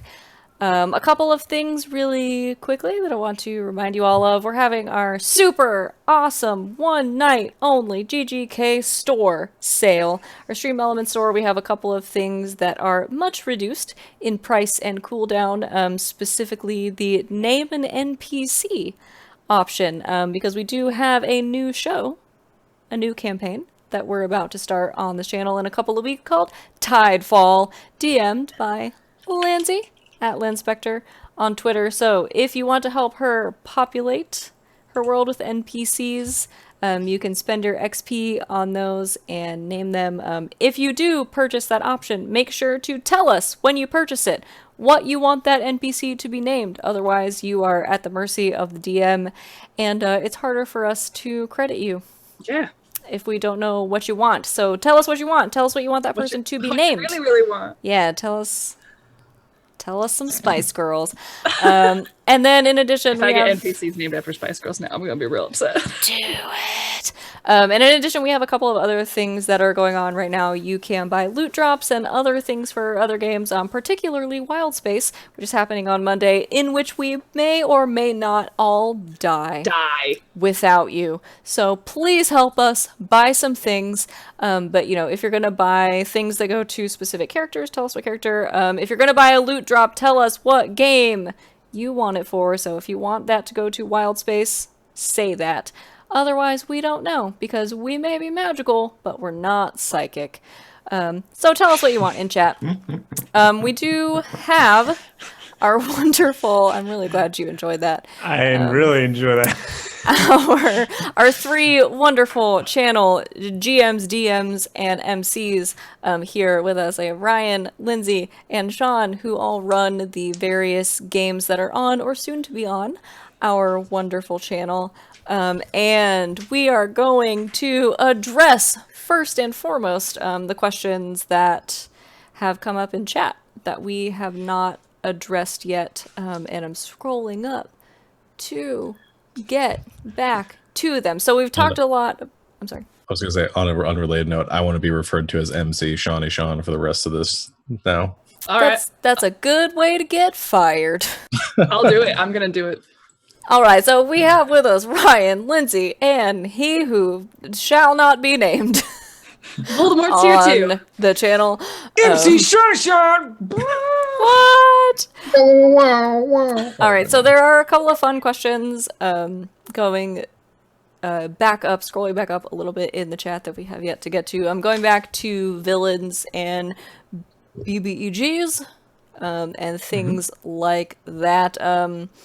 It was asked when we were talking about the big bad of your campaign, do you think it's better to have the big bad be a corporation or a group or an idea that has people doing things to keep it going, or to have it be a group that continues to exist in the world even after you defeat one part of it, rather than for it to be a single entity or a person or a Strahd character, as you guys have referenced in the past? I would just like to say that the word better is dangerous, because especially in this medium, like, is it better? Maybe in one situation, maybe not in the other, maybe within the same campaign. It can be fun. It can be interesting, but so can one do that, like one pawn that you knock off, or like checkmating is really fun. But like having other levels of threat can also be fun. You know what I mean? It just depends. Yeah, for sure. And maybe even like levels of the characters and what the range that you think this campaign is going to take place, like maybe that enters into it. Like, you know, if but it doesn't really have to. I mean, honestly, it just doesn't really have to. I was going to make a point that I've already kind of torn up in my head before I said it. So yeah, I think I personally prefer to have concepts and not even necessarily organizations, just like a theme that I think is that I want that to be the thing, and then I create villains based off of that. That's my tension, as it were. Yeah, like that's my particular style. But it works just fine to name it, to give it a face and a central antagonist, if you like. Both are totally valid. I think it depends on, you know, what you're running. I think you could make either work. I'm trying to have a harder opinion than that, but unfortunately, especially when talking about RPGs, like it's hard to have really hard opinions, because there's always a situation when it is wrong. It's very much subjective, not objective, in tabletop role-playing. MC Shawnee McShaunerson. I'm only speaking if somebody refers to me by name. No one remembers MC what your name was. Honestly, in relation to that question, just say, I mean, it depends. I know it sounds like a cop-out, but I mean, if it makes sense. Did they file the necessary paperwork to establish their corporation in the state that the game is taking place in? Or if they didn't, is that the basis of their villainy? Was that their origin story? Is it all about tax benefits? Are they looking to commit tax evasion or insurance fraud? I have made that the basis of many a villain at this point. Some of us have been there. Yeah. Depending on the scope of what you have planned, I personally like having multiple things going on, multiple like forces in the world trying to do their own thing. And depending on the character choices, they may or may not become antagonists.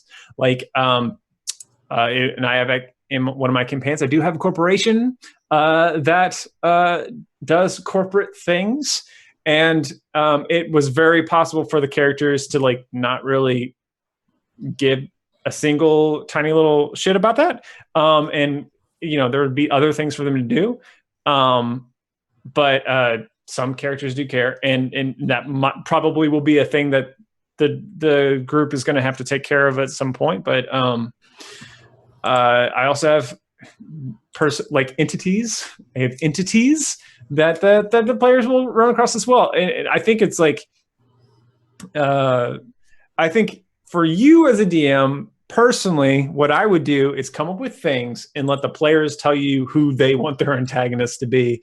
Like the things that they bounce off of really hard, like, oh, I can't handle Trevor. That guy has got to go. Like, just let that be your villain. I think it's just better to cast like a wider net and to see what they respond off of. If you're not super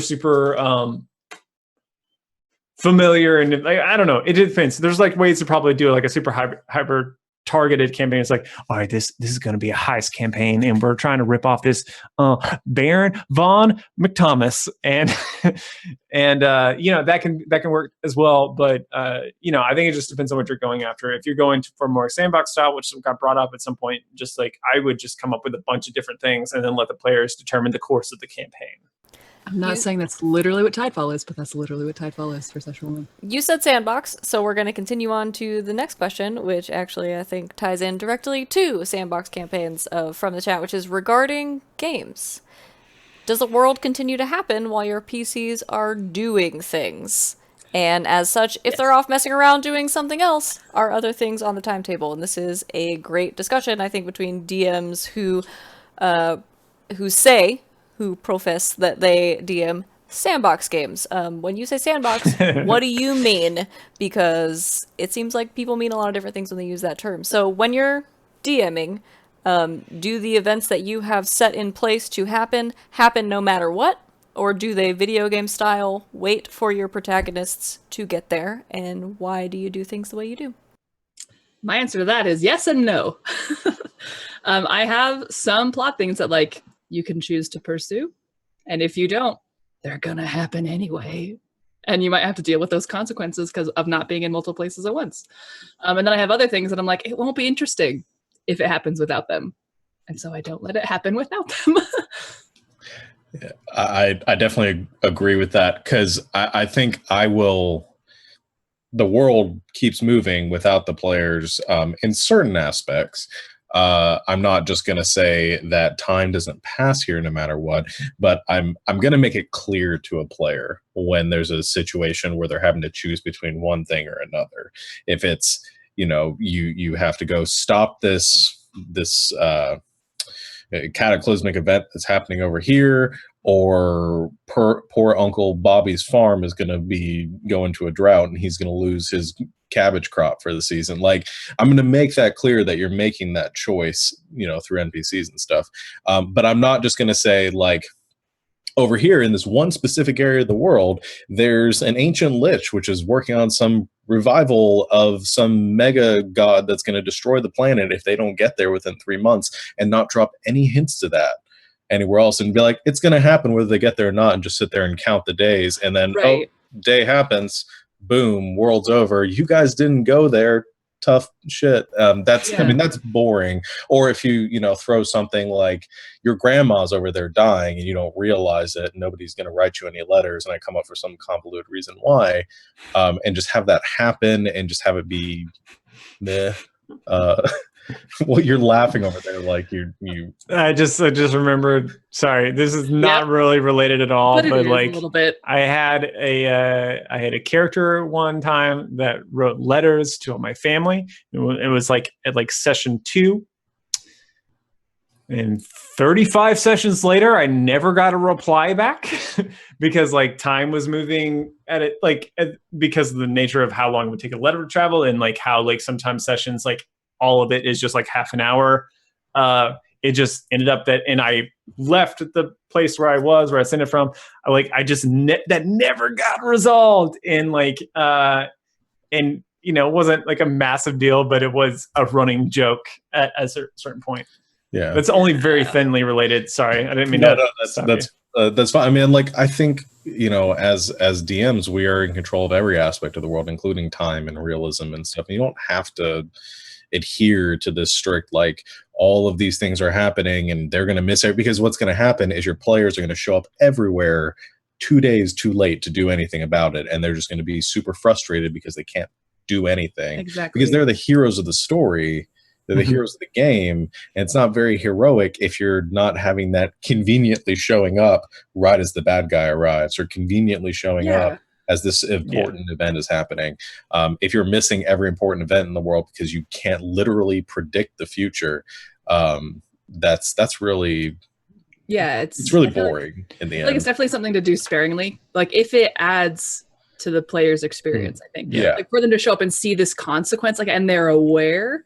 Like, basically, this is just elaborating on everything that Sean just said. Like, if they're aware, then it can be good, but do use it sparingly. Like I said before, if there's a purpose behind it, if the purpose for them is for them to show up 2 days too late, then that's fine. If you're just sitting there as a DM like, mwahaha, I have all these things planned that are happening and they don't know about them, that's just, I mean, that's not going to make it fun. Yeah, I think once again, like, there's in my mind, there's a hierarchy of like, there's the rules of the game, there's your narrative, and then there's just player fun. So like, your narrative is like the examples that we're talking about, like this lich planning something in the far reaches of the galaxy. Like, is them getting away with that without anyone knowing about it? Is that fun? No, it's not. So like, your story is not as important as player fun. Ways you can make it work, in my opinion, like in my game right now, the party is in is working on a particular corner of the galaxy that they were aware of about a month ago. But because of extenuating circumstances, they weren't actually able to pursue that until, roughly 30 days later. And because of that, things are worse now than they were if they showed up earlier. To avoid spoilers, but I think it's pretty clear that like a lot of people have died in that time that maybe could be saved. Do they need to be saved? I don't know. Maybe they're kind of crappy people. We don't know. That's not actually important. But I think like what is important from that is I think players feel like it's more of a real world where like, because like no fault of their own. It's not like the players made a wrong decision. The players made the correct decision, bringing back one of their comrades. But like, because they made a decision, there are consequences. And I feel like that makes the world feel more real.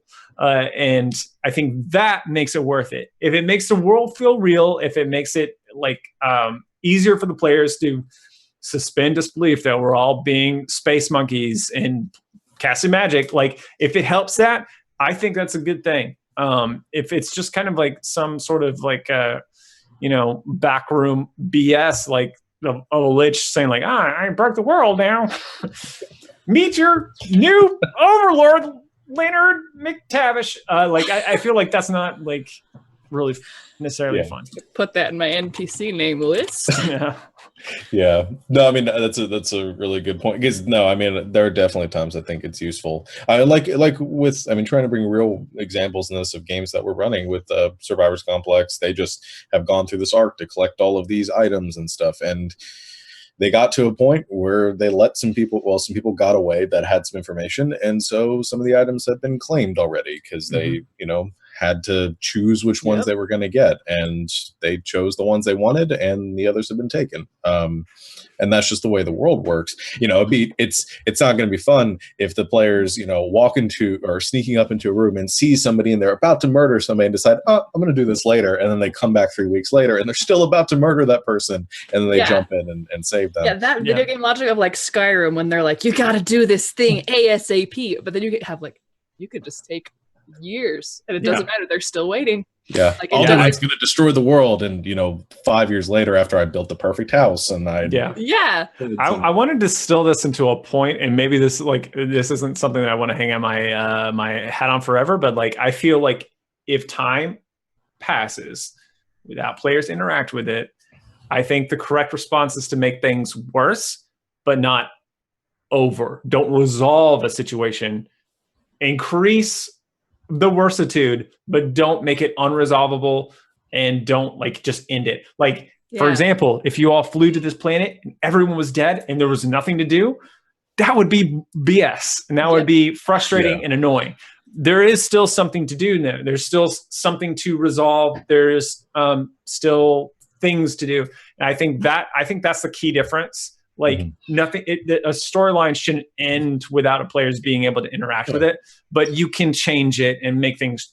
They should change, I think. Yeah, unless you make it clear, like in the situation of resurrecting pace. I mean, that's sort of built into that as well. Yeah, mechanic, but you made it clear, like if we're not able to do this within this amount of time, it's just over. If you, that's true. I mean, I guess you could have wished, and then you'd have to go to a different thing and make it. I think that was the easiest thing. Like if you do this within. Yeah. But I mean, in that sense, but you're right. That option is done. That closes if you don't meet it with that. But you make that very clear. I mean, time limits are fun. It's a type of conflict. It's a type of tension. But it's when you create those, like when I secretly sit there and I say, I'm going to make this happen in 4 days, and I don't tell anyone or give any hints, and I just say, you just have to know what's in my head. And I'll say this, just across the board, most DMs are pretty shit at giving hints. They're pretty bad at it. So in my opinion, err on the side of being obvious. No one's gonna be like, oh man, that was reasonably easy. They're gonna feel like most people, even if it was kind of obvious, they're still gonna feel a little smart. But if you make it super hard, you're gonna piss people off. Or play the game of guess what the DM is thinking. Or you literally give them the information and then they forget about the information, and that's a and then it kills a favorite NPC, and I'm not bitter about these things. But I mean that's you can never be too obvious, I feel, when it comes to players sometimes. We do have another sort of unrelated question in the chat that I want to address, because we talked about a lot of in-game stuff, and I think this sort of crosses the boundary a little bit into between in-game and out-of-game stuff. Deanna and Garrett asks, are there any taboo subjects during a campaign? Which I want to extend a little bit into maybe a discussion of table etiquette, or if there are things, I don't know, you three as GMs, if there are any things that you outright ban in your campaigns, or in addition to that, how do you talk to players about things that you're not going to allow, or maybe things that players aren't comfortable with in your campaigns that you want to make taboo?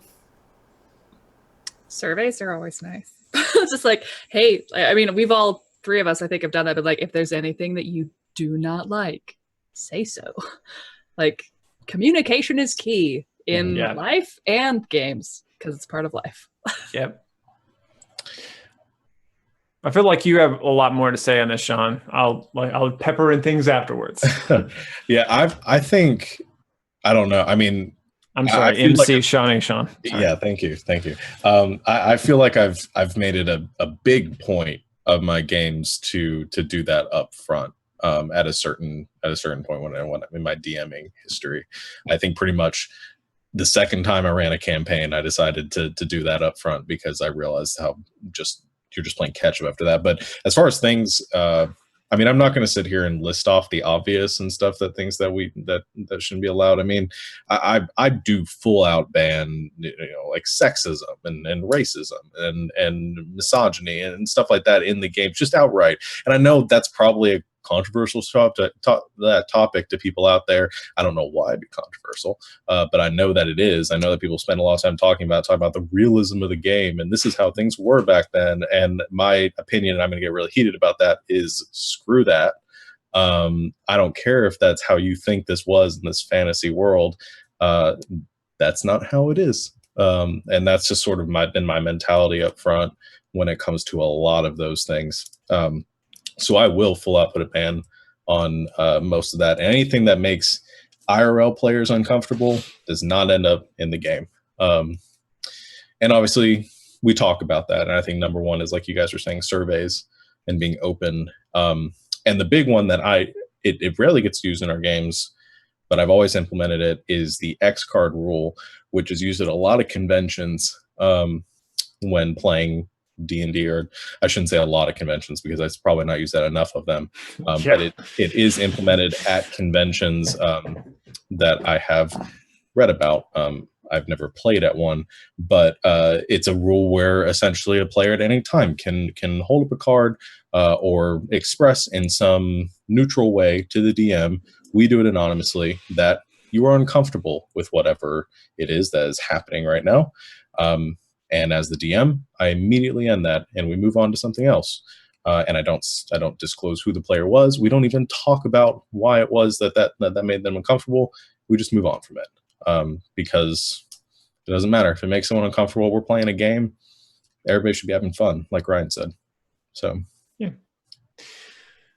yeah, I don't have a ton to add because for the most part, I've played games with people that I'm pretty familiar with. I think the somewhat of an exception is, like, I mean, initially I didn't really know either Savannah or Sean very well before we started playing Wild Space together. So there's some things that we talked about, like, for our things. So but for the most part, I'm kind of used to playing with people that I'm familiar with, what their triggers are.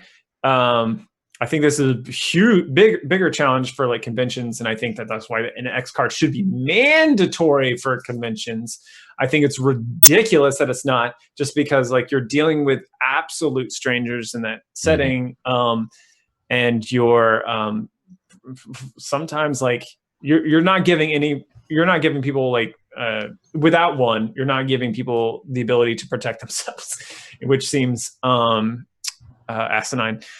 Yeah. So are there any taboo subjects? Depends on the players. Just depends on the players. Like, some people have a very high threshold for certain things and some people don't. Some more often, I bet it's the case, there's a mix. So you figure out what that balance is and you adopt to it. I think it's that simple. Maybe that's complicated in certain scenarios, but for the most part, I think with the stories that most of us are telling anyway, that's very simple just to make. But what if you need something to move the game forward?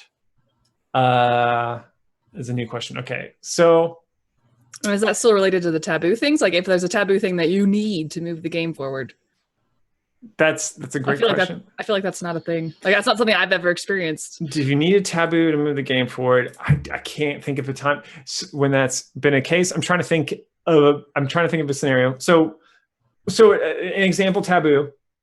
Some games don't like torture. Mine would be one of them. It's never come up in my games, but I'd be like, I in my experience as a player, torture has always been weird. I don't love it. I don't love it in real life. I makes me incredibly uncomfortable. That's a thing that still happens in real life. And so like when I live in a fantasy world, like especially when I'm DMing, like I'm like, I just rather have this enemy be forthcoming. Like it's not super, I don't know. I personally don't deal with that stuff. So like, do I need that to move forward? No, I would find another way. I feel like that's the biggest thing. There's always another way to get across what you're trying to get across without using a taboo. And that's because you have a little infinite universe of things to use at your disposal. I mean, you determine the laws of physics and reality and everything. You can determine that there's another way, and no matter what, there's always another way to do it. Yeah, 100%. Okay. Good job. Full stop. All right. Good High job. five. Full stop. High five, everyone. Good job. I don't know how much longer you guys want to keep talking for. There are so many questions and topics and things that we haven't gotten to. So what's your favorite topic? I could either pick my favorite and we can sort of let you guys talk about that one for a while, or if there's anything that you guys maybe wanted to address before. No, you pick. Yeah, girl, you pick. Okay. We've done a lot of like crunchy like rules things and what do you do at your table about monsters and things like that. I don't know how you guys feel about being put on the spot to tell some stories. But we did have a couple of questions about failures and successes as a DM, which I would really like to talk about. So if you guys have, just off the top of your head, and if you don't have any, we can move on to something else, of either your favorite moments as a DM, something that's happened in a game that you've DM'd that has been like your favorite thing ever, and it's a great story and you want to tell people about it, or moments that you thought were really great, or conversely, really terrible, and you feel like people could learn from them. I would like to hear one from each of you. So something really awesome, or maybe something really terrible. If you have both, that would be great also. But I think we all kind of want to hear some stories from you guys. So I feel like Lindsay has something to share. Yeah, me first. So let's go there. One of my favorite failures, pardon me, I'm getting a tissue out if you can hear that. So one of my favorite failures that taught me a lot was when I was very first learning to DM, and I learned very quickly, but not quickly enough, not to ask for rolls if they don't influence anything. Like if the outcome is not in doubt or isn't going to further anything, don't ask for rolls. Like if failure isn't an option, like if failure isn't going to be interesting, the roll doesn't matter. Just let them succeed. Can I tie my shoe? Yes, you can. It's like fail. Like, can I tie my shoe the next hour? Yeah, roll for it. It's like, because I mean, 60 times. Let me tell you the story. So basically, I had my party going into a ghost town, and they were like investigating why it was empty. And then someone was rolling perception to see what they see. And in the back of my mind, I knew that this other thing was happening at the same time that was completely irrelevant. That's another thing. Like going back to like, if something's happening on your timetable in secret, like just don't do that. Unless it matters, which this didn't. So the player rolled high for perception and noticed that there was like someone kind of in the shadows, like walking around behind them in the street behind them. And so because they were investigating a ghost town, they were extremely interested in this person that they saw. And so then they followed him and rolled like, and once they got close, I had them roll again to see if they recognized the person, and they rolled low. Behind the curtain, this was just someone from the crew of their ship that they came into the town on, going back to the ship after hanging out at the tavern. Completely irrelevant, unnecessary information, not helpful in any way. Why did I have them rolled even? Like, why did they even get noticed? Why didn't I just let them automatically recognize this person they already knew? So that's something that I had to learn, like, be careful with your checks. Like, if it matters, do it. Like, and if it's not relevant, again, like we talked about earlier, if it's not important, don't mention it, because your players are going to think it's Chekhov's gun. It's going to go off and they have to like investigate it. You know what I mean? Yeah. So that's one of mine. There you go. MC Sean? Oh man, that's hard because I'm probably I think I'm just gonna end up saying vague things that aren't really gonna be like actual stories. I've had a hard time coming up with real examples. I think my greatest my greatest failure, I would say, as a DM, and again, this is more generic, and I'm not going to say names and stuff, but was when I first started DMing, was allowing behavior at the table. God, my hair is a mess. Was allowing behavior at the table. I'm glad you said something. That I let kind of go on for too long. I'll kind of elaborate a bit. We had a player, first game I ever ran for an actually I think this is the first campaign I ever ran in general. We had just started. I didn't put the group together. I sort of got brought in as the DM, which was my first mistake. So I didn't know anyone at the table. I hadn't vetted anyone. I didn't really know what people were going to be playing until they had just told me like a week before. And one of the people at the table was maybe a bit younger than the rest. Wasn't very, didn't have, ended up being a little bit of a turd, I think is the nicest way for me to put it, and was really inconsiderate to a lot of people at the table, and I didn't do something about it right away, and it just kind of kept going, and it got to the end of the session, and everyone was frustrated and irritated, and I doubted anyone was going to come back. We ended up, I ended up getting, I ended up talking to the player, and they got very, which is probably my next mistake because I probably should have just gotten rid of them. And they got very irate and ended up quitting anyway.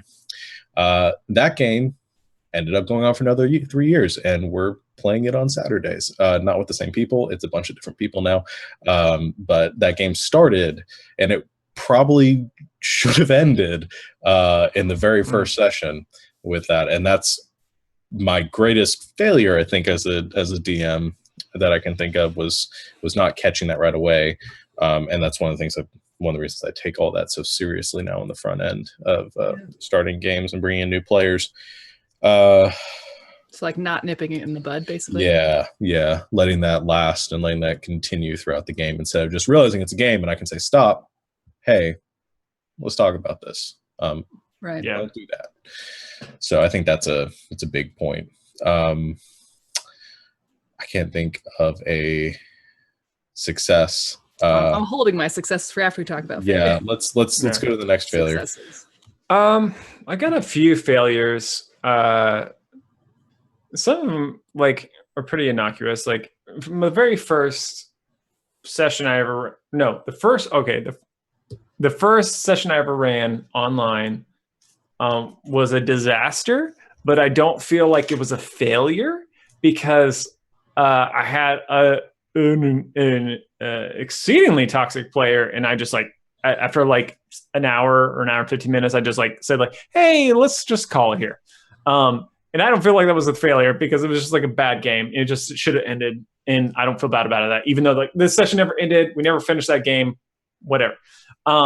So I guess that's a failure, but it's also felt like a success. But my first game that completed, I feel the very first scene, I didn't realize, or I didn't think through two things. Number one, the very first thing the players found themselves in was a trap where they were all paralyzed. And there is a solution to this puzzle that required one character. Now I was looking at everyone's sheets. I'm like, what does everyone have? It required one character to know their character sheet intimately to be able to solve and to make some logical leaps. And I basically did like, here's the puzzle is guess what the GM is thinking. And it failed. It was bad. And so like, there was even like, I think I even thought of like a contingency, like if it goes bad, I'll have this thing come in and it'll change things. But like, I think if you're already thinking like this is a contingency, probably is not a good puzzle to begin with. So that was kind of bad. There was a bad start to that game. The game ended up being fun, but that was a bad start. And the one that I already mentioned earlier in this episode, where like the narrative, there wasn't a lot of obvious payoffs for the players. A lot of it was me being I understood the context of like the tri-cycle for the players. Like, I tried this, and do I succeed? I saw them moving forward, but the players didn't see that. They just felt like they're aimless. So that was a little bit of failure of not like explaining, or not giving them moments of triumph. In my current game, Wild Space, failures I would say are that I think that I probably responded slowly to things that like I feel like that weren't that fun, and maybe trimming them out, so like give more space for more fun mechanics, or more fun, More space. There's more space for the game. Yeah. And then like also I think like right now, I'm not going to draw a picture, but like Wild Space right now, there's these narrative loops where like they have a starting point, and then the resolution is very circuitous right now. And I feel like there's a lot of those things, like with Eleanor, with the book, there's a lot of things going on. Like, there's a thing we've started and we can't finish it for a good amount of time. And I feel like a failure of Wild Space right now is like there's not enough inner circles like resolving quickly.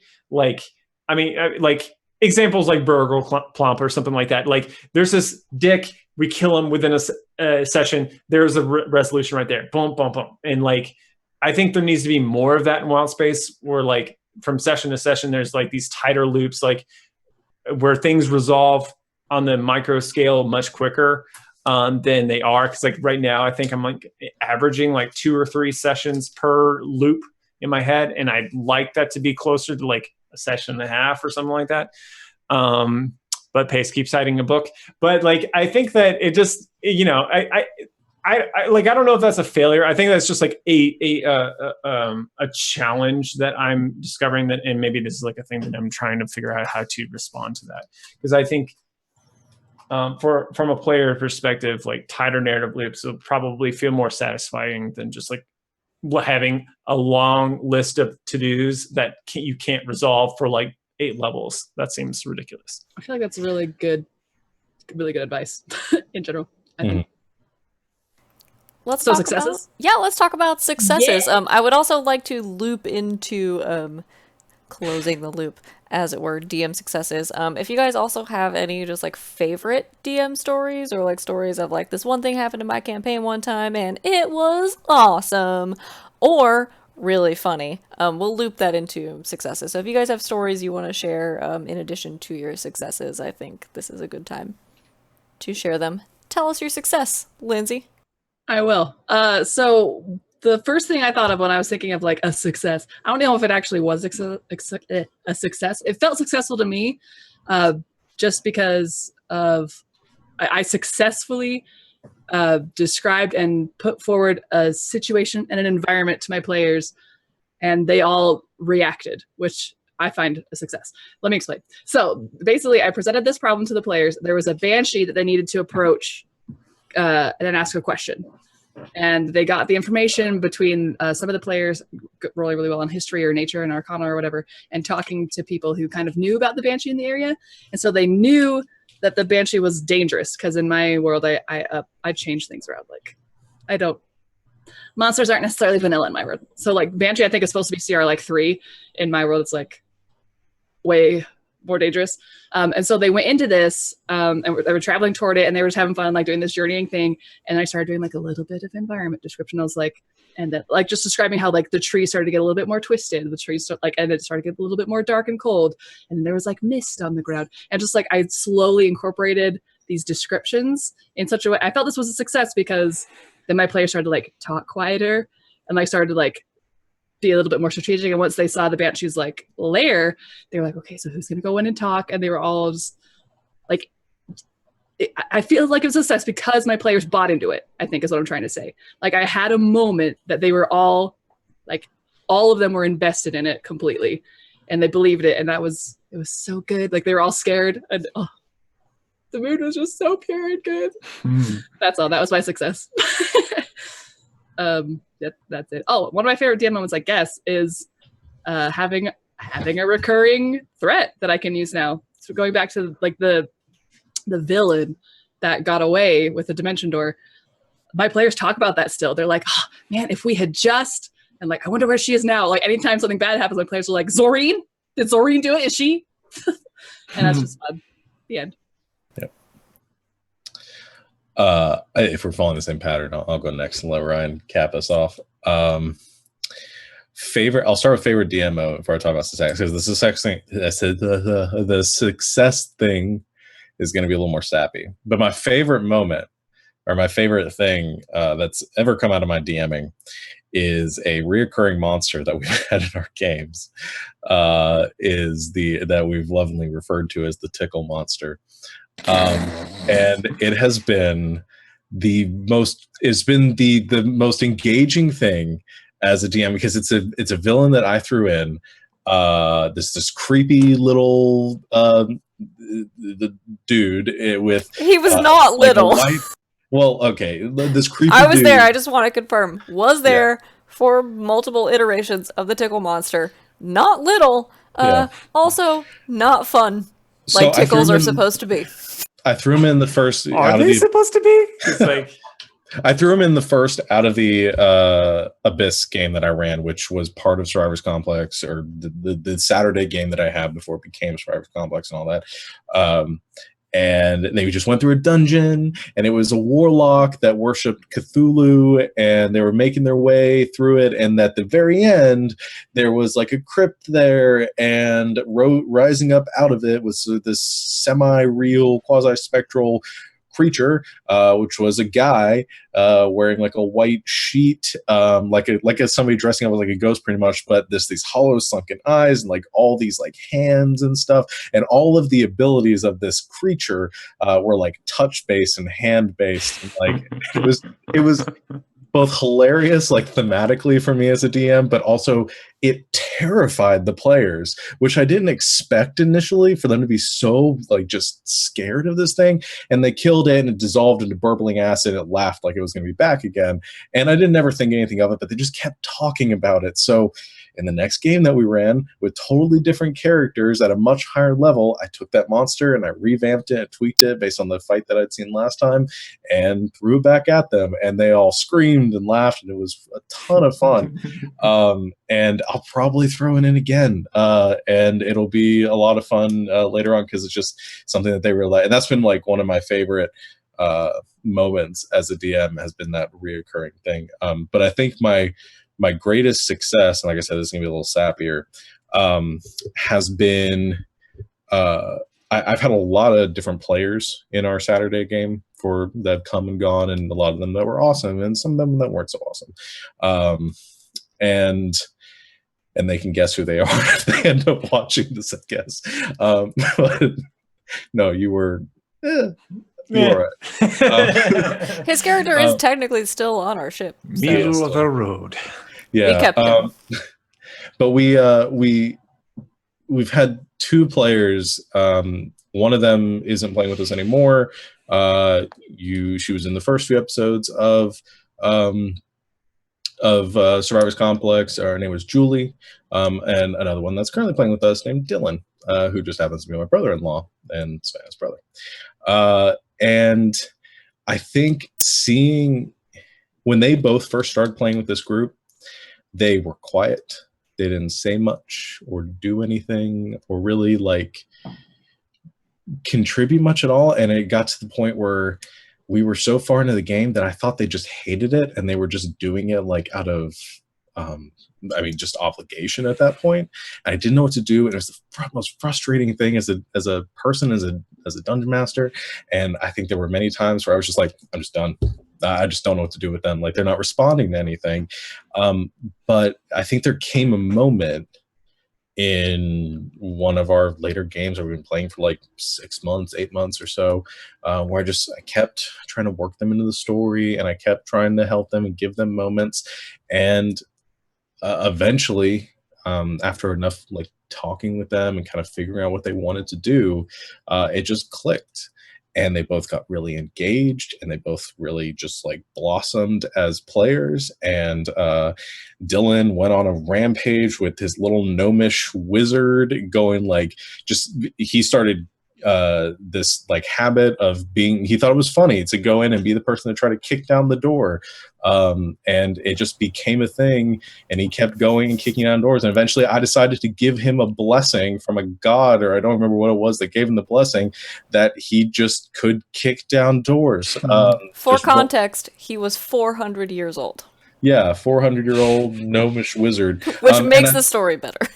And I think, kind of long story short, I think I consider that to be one of my greatest successes is realizing that, or having that moment of just trying to figure out a player instead of just giving up on them, and trying to figure out what it was they wanted and what it is they enjoyed in the game, and playing off of that rather than being like, that's not how I want to play the game, they should be doing it this way. And giving up on that mentality a bit. And I've enjoyed DMing a lot more since that moment. So it's awesome. Successes. I mean, I don't know. It's hard to say because it feels weird to call it that. Like, but I don't know. I really liked that one Demon Siege one shot we had. Like, because like, I had one player that turned out to be a traitor, and there was an epic battle at the end. Some characters died. It was very sad. All right. So, so here's the deal. I would deem it as a success, but it felt awful. I had players cry. At a couple of games I've run, and when your players are crying, that you feel like just total ass. You feel like a horrible puke bucket of a human being. But like I think it was really good though. Like, and there was like moments in it that just, I don't know. I felt like as a whole that worked really well. I think I have like a story similar to what you were saying, MC Shawnee Sean, like where I did 2 one-shots for this one group that were brand new to D&D, and I was the wizened experienced one with a year at that point.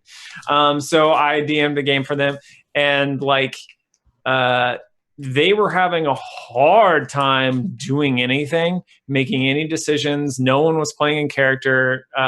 People were just talking like they were all outside of a pit where a sacrifice had been thrown down into. And they're just like, what do you want to do? I don't know. What do you want to do? I was like, I mean, I guess we could, get a rope and like something, a torch. Like, I don't know. Maybe a ladder? Do we have a ladder? No, I don't have a ladder. Why would I bring a ladder? And it was just like so long of that. And I could see one player in particular, like some of them are engaged with this BS, which PCs do from every now and then. But like I just saw one player just like glazed over. He was so bored, and he was playing the barbarian. And I was just like, I think I was like, hey, buddy, all these people are talking about all these plans on how to safely deal with this. Like, but what do you want to do?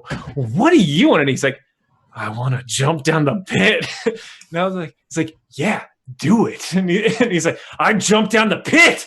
And then the game started after that. But it's like, I think like just notice when people are getting bored, like saying like, hey, you still have agency. You can still do stuff. Like, you're not beholden to everything that's going on. I don't know. That was like a very small thing, and that group was very difficult to DM for because they were very just not really ever really getting into character. But that was kind of a fun moment. I mean, honestly, probably in my current campaign, most of my successes I would attribute mostly, if not entirely, to players. Like, I feel like the Noodle Uber driver was like entirely a player thing, and that was like one of my favorite moments where just like an Uber driver was trying to hit on one of the players, and it didn't go well, and she was heartbroken. And that's like one of my favorite little miniature arcs in the entire campaign. It was like just like players coming up with stuff, and like I feel like there's others like or Eleanor falling into a pit because of wild magic, and like that is like one of my favorite mini arcs within Wild Space, and I had nothing to do with that. Like, but I don't know. Like, most of the successes that I have aren't because like I intervened. It's just that they happen, I guess. And I would, and if I had any role with it, it was just responding to it, not like creating it. Yeah. Yeah. As much as I think we could go on forever and ever listening to you guys talk, I think we're coming up on the end of our first roundtable. So if the three of you have any parting words or sage advice or funny stories or jokes, I said don't be afraid to make a fool of yourself. In fact, the more you make a fool of yourself, the more fun everyone, including yourself, will have. Yeah, there is a reason why every Wild Space episode where I just like talk until I make myself laugh, like the introduction, I just talk until I make myself laugh. That's like a thing that I do because like, at least for me, it gets me into like the space of like, we're here to have fun.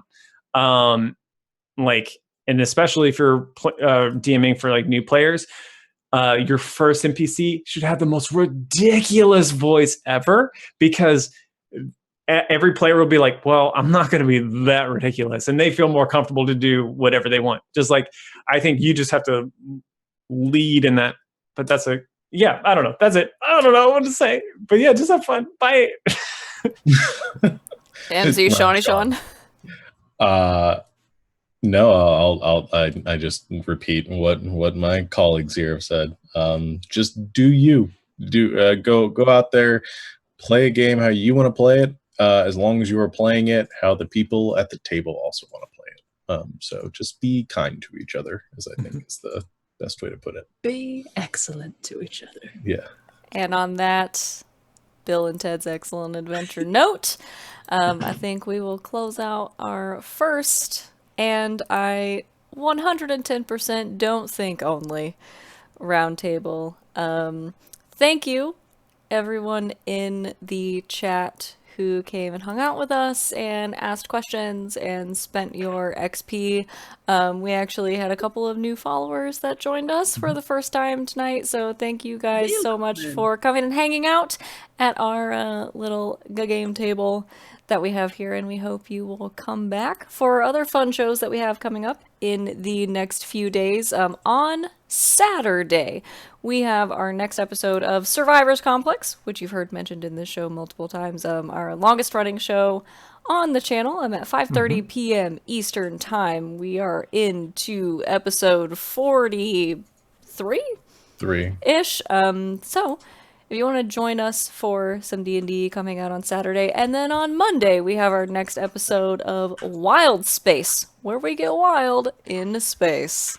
We just play D&D and there are space things happening, and it's great, and you should come check it out. And then we'll have other fun stuff throughout the week, including video game streams and other fun stuff that we like to do. So if you enjoyed what you saw here, thanks for following us, thanks for hanging out, thanks for all of our subscribers out there. Come check us out during the week. Also follow us on Twitter. That is how you will know when we are doing things. So right here, over here, right by my face, at GGameKnights with 2 G's on Twitter. Also, if you want to catch up or check out any of the shows that we mentioned here, that's including Survivors Complex, Wild Space, Apocrypha or Apocalypse World campaign, also our previous Cypher system game that recently came to an end, Wonder World, if you want to see our attempt at the Cypher system, whose mechanics have been incorporated into some of our new games, check that out on the YouTube, where we currently have a little bit.ly, and if you subscribe and help us get to 100 subscribers, then we can have our own custom YouTube URL, and will be way easier to find. You don't have to type in all kinds of like numbers and letters and things. It'll just be Good Game Nights, like you're used to.